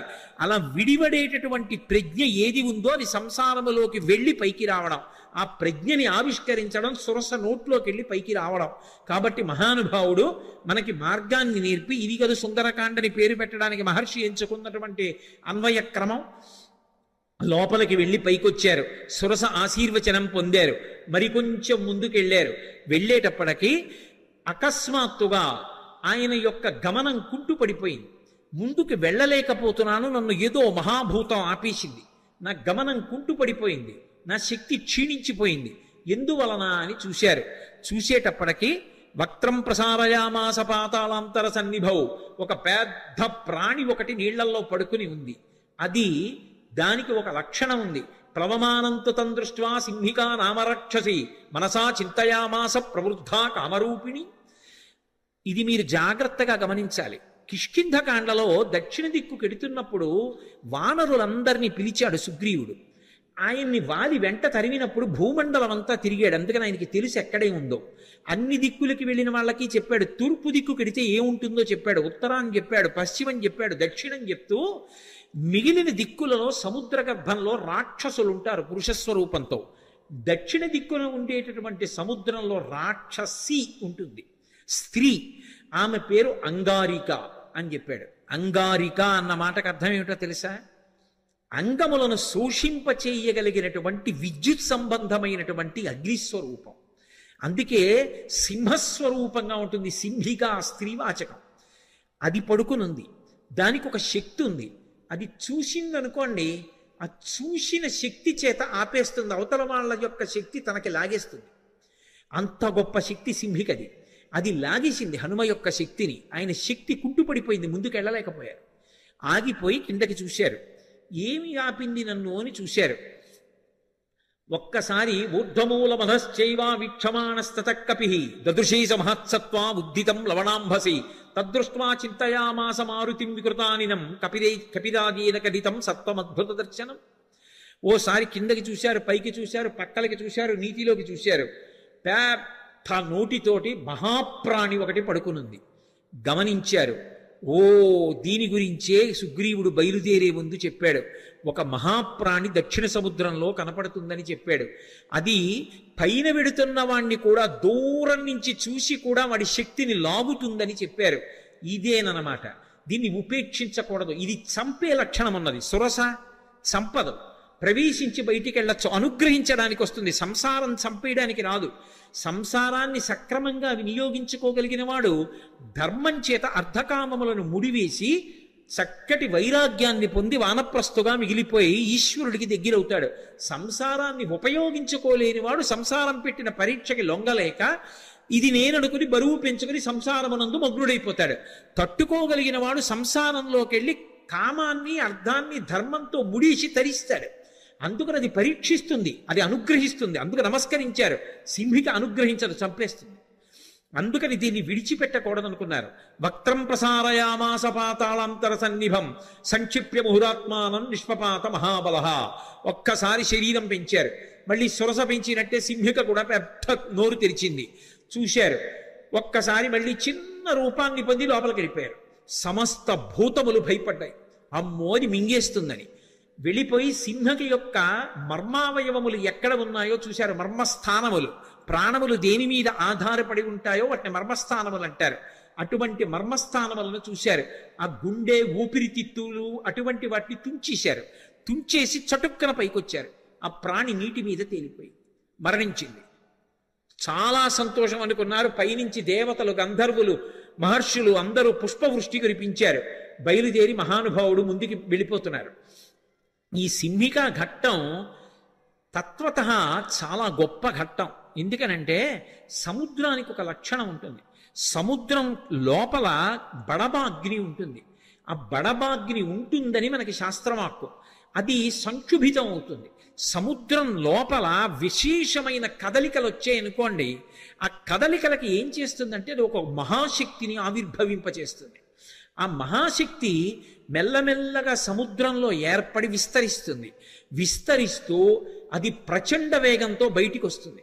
వచ్చినప్పుడు అది బడబాగ్ని రూపంలో, విద్యుతాగ్ని అంటారు, ఆ విద్యుతాగ్ని రూపంలో బయటికి వస్తోంది అనుకోండి. వస్తున్నప్పుడు అది అవతల వాళ్ళని లాగేస్తుంది తన శక్తి చేత. మీకు నేను ఒక్క ఉదాహరణ చెప్తే పట్టుకుంటారు. ఆకాశంలోంచి పిడుగు పడుతోంది అనుకోండి. పిడుగు పడుతున్నప్పుడు టీవీ చూస్తున్నారు అనుకోండి, అది మన ఇంటికి చాలా దగ్గరగా పడితే యాంటెన్నా లాక్కుంటుంది. యాంటెన్నా లాక్కుంటే టీవీలోకి వస్తుంది. టీవీలోంచి ఆ బడబాగ్ని, ఆ విద్యుత్ యొక్క శక్తి ఒక్కసారి ముందుకొచ్చి ఆ ఎదురుగుండా కుర్చీలో కూర్చుని చూస్తున్నటువంటి వాడి యొక్క తేజస్సుని, ప్రాణాన్ని లాగేస్తుంది. లాగేస్తే కూర్చున్నవాడు కూర్చున్నట్టు శరీరం వదిలేస్తాడు. ఓ 2 సంవత్సరాల క్రితం కాకినాడ పట్టణంలో అలా జరిగింది కూడా ఒకరికి. అది దానికి ఉన్న శక్తి. అది కేవలం చూసి, అంటే దాని యొక్క శక్తి ప్రసరణం చేస్తా ఆపేస్తుంది, లాగేస్తుంది, శక్తిని లాగేసుకుంటుంది. అటువంటి శక్తికి సింహిక అని పేరు. అది రాక్షసీ శక్తి. దాన్ని ఆపడం కుదరదు, దాని లోపలికి వెళ్ళడం కుదరదు. దాన్ని పూజించి పరీక్షించి దాని చేత అనుగ్రహాన్ని పొందడము సాధ్యం కాదు. దాన్ని భంజించాలంతే. అది ఎవరి జోలికి రాలేదు అంటే మహాత్ముల జోలికి రాలేదు. అందుకే మీరు నన్ను బాగా నమ్మండి, పెద్ద పెద్ద పెను తుఫానులు కూడా ఏ ప్రాంతాల జోలికి రావంటే మహాత్ములు ఉన్న జోలికి రావు. అంటే పెను తుఫానులు వచ్చిన చోట మహాత్ములు లేరని నేను సిద్ధాంతాలు చేశానని మీరు అనకూడదు. నేను ఈ మాట ఎందుకు చెప్తున్నానంటే, ద్వైతమత ప్రవర్తకులైనటువంటి వ్యాసరాయల వారు ఒకసారి సముద్రపు ఒడ్డున పెడుతున్నారు. పెద్ద తుఫాను వస్తోంది, ఓడ ఊగిపోతోంది సముద్రంలో, ఇక మునిగిపోవడానికి సిద్ధంగా ఉంది. విదేశస్థుడు ఒక ఆయన ఓడకి నాయకుడిగా ఉన్నాడు. ఇక ఓడ మునిగిపోతుంది. ఆయన దూరంగా ఒడ్డున చూశాడు. కాషాయాంబరవలను ధరించి వెడుతున్నారు మహానుభావుడు. వ్యాసరాయల వారు కాదు, మధ్వాచార్యుల వారు. మధ్వాచార్యుల వారిని చూశాడు. ఈ దేశంలో కాషాయ వస్త్రం కట్టుకుని వెడుతున్న వాళ్ళు అన్నీ విడిచిపెడతారు, కానీ పరమశక్తివంతులై ఉంటారు ఈశ్వరుణ్ణి ఉపాసించి. వాళ్ళ తేజస్సుని, ప్రకృతి యొక్క తేజస్సు రాక్షసీ శక్తిగా మారినా చెనకలేదు. వారిని ముట్టుకోవడం సాధ్యం కాదు. ఈ తుఫాను ఓడని పడగొట్టగలదేమో కానీ ఆయనని మాత్రం చెనకలేదు. దానికి ఆ శక్తి సరిపోదు. ఆయన తేజస్సు ముందు దీని తేజస్సు నిలబడదు. ఆయనే అనుగ్రహించాలని ఓడలోంచి అరిచాడు, రక్షించండి రక్షించండి అని. ఒక్కసారి తిరిగి చూశారు మధ్వాచార్యుల వారు. కరుణార్ద్ర హృదయులు, ఓడ ఊగిపోతోంది. వెంటనే ఆయన తన భుజం మీద ఉన్న బట్ట తీసి ఇలా ఊపారు. ఊపి ఆగో అన్నారు. ఆగిపోయింది తుఫాను, ఓడ నిలబడింది. అతను పడవలో ఒడ్డుకొచ్చాడు. మధ్వాచార్యుల వారి కాళ్ళ మీద పడి, మీరు ఒక్క మాట అంటే తుఫాన్ ఆగిపోయింది. విద్యుదాగ్నికి విద్యుదాగ్ని మీరు, మీ తేజస్సు ముందు దాని తేజస్సు నిలబడదు. అందుకే హనుమని చెనకగలిగాయా ఏమైనా? మహాత్ముల్ని చెనకలేవు ప్రకృతి శక్తులు కూడా. అందుకే నేను మిమ్మల్ని ఆహ్వానిస్తున్నాను, ఒక్కసారి నా ఓడలోకి రండి, ఒక్క వస్తువు ఏదో ఒకటి తీసుకోండి అన్నారు. అది భగవంతుడు చేసిన పరీక్ష. ఆయన పడవలో వెళ్ళి ఓడలోకి ఎక్కారు. ఒక పెద్ద చందన దుంగ కనపడింది. ఇది ఎందుకు తీసుకెడుతున్నామని అడిగారు. ఏమో నాకు తెలియదు, చందనపు పెద్ద ముద్ద, ఇది పట్టుకెడదామనిపించి ఓడలో పెట్టుకున్నానన్నాడు. ఈ చందనపు ముద్ద నాకు ఇచ్చేయమన్నారు. తీసుకెళ్ళి ఉడుపి క్షేత్రంలో ఇప్పుడు ఎక్కడైతే ద్వైతమతం ఉందో అక్కడికి తీసుకెళ్ళి కోనేటిలో కడిగారు. ఆ లోపల కృష్ణ పరమాత్మ యొక్క మూర్తి బయటికి వచ్చింది. అది ఎక్కడిది అంటే, రుక్మిణీదేవితో కృష్ణ పరమాత్మకి కళ్యాణం అయిపోయిన తరువాత ఒకప్పుడు రుక్మిణీదేవి కోరుకుంది, కృష్ణ నీ బాల్య క్రీడలు చాలా గొప్పగా చెప్తారు, పెద్దవాడి అయిపోయిన తర్వాత అంతా కూడా రాజకీయంతో రాయబారాలు నడిపావు, కానీ నీ బాల్య చేష్టలు బాగుంటాయంటారు. ఏది నాకు ఆ బాలకృష్ణుడిగా కనపడమంది. ఆయన దేవశిల్పిని పిలిపించి తన యొక్క బాలకృష్ణుడి విగ్రహం తానే చెక్కించాడు. చెక్కించిన మూర్తిని రుక్మిణీదేవికి ప్రసాదించాడు. కాలగమనంలో అది కలియుగంలో ఉడిపి క్షేత్రం దగ్గరలో సముద్రం దగ్గర ఉండిపోతే చందనపు ముద్దలో ఉండిపోయింది. దాన్ని తీసుకెళ్ళిపోతున్నారు విదేశాలకి. అది మధ్వాచార్యుల వారి దృష్టిని ఆకర్షించింది. ఆ మూర్తిని కడిగి తీసుకొచ్చి ప్రతిష్ఠ చేశారు. అందుకే ఇప్పటికీ ఉడిపి క్షేత్రంలో అలంకారం అర్చకులు చెయ్యరు. పీఠాధిపతి వెళ్ళి కూర్చుని ధ్యానం చేస్తారు. ధ్యానం చేస్తే మనసులో కృష్ణ పరమాత్మ కనపడతాడు. కనపడి తాను ఆ రోజున ఎలా అలంకారం పొందాలనుకుంటున్నాడో కనపడి ఓసారి కదులుతూ ఆడి చూపిస్తాడు. వెంటనే పీఠాధిపతులు చెప్తారు, ఇవాళ ఇలా అలంకారం అవ్వాలని. తెర వేసి అలంకారం చేసి తెర తీస్తారు. ఆ అలంకారంలో దర్శనమిస్తాడు. మహానుభావుడైనటువంటి మధ్వాచార్యుల వారి యొక్క ఉత్తరీయం ఊపినంత మాత్రం చేత ఒక తుఫాను ఆగిపోయిందే. ఈ దేశంలో ఉపాసకులు, ఉపాసనా బలం ఉన్నవాళ్ళు ఎంతటి శక్తివంతులో చెప్పడానికి ఇంతకన్నా ప్రమాణం ఇంకొకటి కావాలా? ఉడిపిలో ఇప్పటికీ పూజింపబడుతున్న కృష్ణ భగవానుడు దానికి సాక్ష్యం కాదా? మహానుభావుడు, నవవ్యాకరణ పండితుడు, సూర్యుని యొక్క శిష్యుడు, వాయుపుత్రుడు, బ్రహ్మగారి వరం పొందినవాడు, అపారమైనటువంటి తపశ్శక్తి సంపన్నుడు, విజితేంద్రియుడు, అటువంటి స్వామి హనుమని తుపాను చెనకగలదా? ఆ సింహికారూపం చెనకగలదా? అందుకే అది ఆయన చేత సంహరింపబడింది. సంహరించే వాటిని, ప్రమాదములు తెచ్చే వాటిని కూడా నిలబెట్టగలిగిన ప్రజ్ఞ కలిగినటువంటి మహాపురుషులు ఈ దేశంలో ఉన్నారనడానికి రామాయణం ప్రబల సాక్ష్యం. వెంటనే సింహికా సంహారం చేశారు, ముందుకెళ్ళిపోయారు. తతస్సలంబ సగిరే సమృద్ధే విచిత్రకూటే నిపపాతకూటే. లంబ పర్వతము అనబడేటటువంటి పర్వతం, ఆ పర్వతం మీద దిగారు. దాని నిండా సెలయేళ్ళు, అనేకమైనటువంటి చెట్లు. ఒక్కసారి దిగి తన ఒంటి వంక చూసుకున్నారు. ఓహో, రామానుగ్రహం ఉండాలి, కానీ ఇటువంటి నూర్లు ఎన్నైనా దాటుతానన్నారు. మీతో నేను మనవి చేశాను, సుందరకాండ మీద ప్రవచనం చేసేటప్పుడు ఏదో ఒక మంగళప్రదమైనటువంటి ఘట్టం దగ్గరికి వస్తే తప్ప ఆపకూడదు. మిగిలినవి నేను సమయం చూసుకుని ఆపగలను, కానీ సుందరకాండ ప్రవచనం అలా చేయడానికి వీల్లేదు. సుందరకాండ ప్రవచనం చేస్తే మంగళప్రదమైన ఘట్టం దగ్గర ఆపాలి. అందుకే స్వామి 100 యోజనముల సముద్రాన్ని దాటి ఆవలి ఒడ్డుకి దక్షిణ తీరాన్ని చేరి లంబపర్వతం మీద దిగి సంతోషంగా ఉన్నారు. లంకాపట్టణాన్నంతటినీ చూస్తున్నారు. మొదటి రోజు ఆయన చేసినటువంటి కార్యము సఫలీకృతమైంది అన్న శుభవార్త దగ్గర ఇవాల్టి ప్రవచనాన్ని పూర్తి చేస్తున్నాను. ఈ సందర్భంగా నేను మీతో ఒక మాట మనవి చేయవలసి ఉంటుంది. సుందరకాండలో మొదటి రోజు జరిగేటటువంటి ఘట్టములు పరమశక్తివంతములు, అందులో తిరుగులేదు. ఎందుకంటే మొట్టమొదటి రోజు జరిగేటటువంటి ఉపన్యాసం అంతా కూడా ఇవాళ చెప్పినటువంటిది నేను ఎన్ని సర్గలు చెప్పానో తెలుసా? ఎంతో కష్టపడి ఎన్నో శ్లోకాలు వదిలేసి గబగబా పరిగెడితే ఒక్క సర్గ నేను పూర్తి చేశా. ఒక సర్గ అయింది ఇప్పటికి. అసలు నిజానికి ఒక శ్లోకంలో ఒక పాదం అయితే గొప్ప, అటువంటిది ఒక సర్గ పూర్తి చేశాను.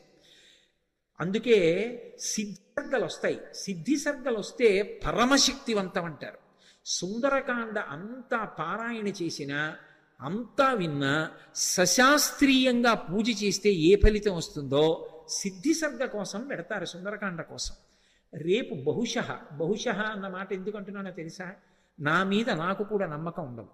ఎందుకంటే సిద్ధి సర్గ వరకు చేరడం అంటే మాటలు కాదు. రేపటికి సిద్ధి సర్గ పూర్తి అవ్వాలి, లేకపోతే 5 రోజుల్లో పూర్తి చెయ్యాలి. బేసి సంఖ్యలో అవ్వాలి సుందరకాండ. 5వ రోజుకి నేను పూర్తి చేయలేకపోయాను అనుకోండి, నేను ఇంకో 2 రోజులు ఉండాలి. నా తర్వాత కార్యక్రమాలన్నీ రద్దు చేసేయాలి. చేసేసి 2 రోజులుండి 7వ రోజు పట్టాభిషేకం చెప్పాలి. అందుకని 5వ రోజుకి నేను పట్టాభిషేకం చేరాలి. అంటే రేపటికి సిద్ధి సర్గ చేరాలి. సిద్ధి సర్గ అంటే హనుమ సీతమ్మని దర్శనం చెయ్యాలి. ఆ హనుమ సీతమ్మని దర్శించిన, సీతమ్మ హనుమని చూసిన 2 సిద్ధి సర్గలే రామాయణంలో. పరమశక్తివంతమైనటువంటి సర్గలుగా చెప్తారు. ఇక్కడి నుంచి వచ్చే ఘట్టాలు అపారమైనటువంటి శక్తివంతాలు. అందుకే కొన్ని చెప్పేటప్పుడు ఏం చేస్తారంటే ప్రవచనాన్ని కూడా ఒకసారి ఆపుతాం. ఆపి 10 మందికి, ఇంతమంది వింటున్నప్పుడు అందరి యొక్క క్షేమం కోసం, ఆ తేజస్సు ప్రవేశించడం కోసం కొబ్బరికాయ కొట్టి నైవేద్యం పెట్టి హారతిచ్చి చూపించి మళ్ళీ కలుపుతారు ప్రవచనాన్ని. రేపటి రోజున బహుశః సిద్ధి సర్గ రావచ్చు. నేను తెలిసి కొన్ని విషయాలు చెప్పకుండా దాచకూడదు. జనం కోసం ప్రవచనాలు చేయడం నా జీవితంలో నాకు అలవాట్లేదు. కానీ అది మంచిదైనప్పుడు చెప్పకుండా నేను ఉండకూడదు. రేపు సిద్ధి సర్గ జరుగుతుంది. సిద్ధి సర్గ అంటే హనుమ సీతమ్మ దర్శనం అవుతుంది. అది పరమాద్భుతమైనటువంటి విశేషం. కానీ 8:30 అవుతోందని వాచీలు చూస్తే నేనేమీ చేయలేను. ఎందుకనంటే నాకు కూడా అంత తేలికైన విషయమేం కాదు. ఎంత అలసట కలుగుతూ ఉంటుందో అన్ని గంటలు మాట్లాడడం అంటే. అయినా ఒక్కొక్కటి చెప్పడమే నా జీవితానికి సార్థక్యం. అంతకన్నా ఏం కావాలి ఈ జీవితానికి అని చెప్పడం తప్ప ఏదో ప్రయోజనం కోసం కాదు. కాబట్టి రేపటి రోజున సిద్ధి సర్గ. అందున విశేషించి రేపటి రోజు ఎటువంటి రోజు? రేపేం వారం? ఏం వారం? శుక్రవారం. శుక్రవారం దేంతో కలిసింది? పౌర్ణమి వెళ్ళిన పాడ్యమి. పౌర్ణమి వెళ్ళిన పాడ్యమి శుభం పలుకుచుండు అని శాస్త్రంలో. అటువంటి పాడ్యమి నాటి శుక్రవార ప్రదోష వేళలో సుందరకాండ చెప్పి సిద్ధి సర్గ పూర్తి చేస్తాను బహుశః, సీతారామ అనుగ్రహంగా, హనుమద్ అనుగ్రహంగా.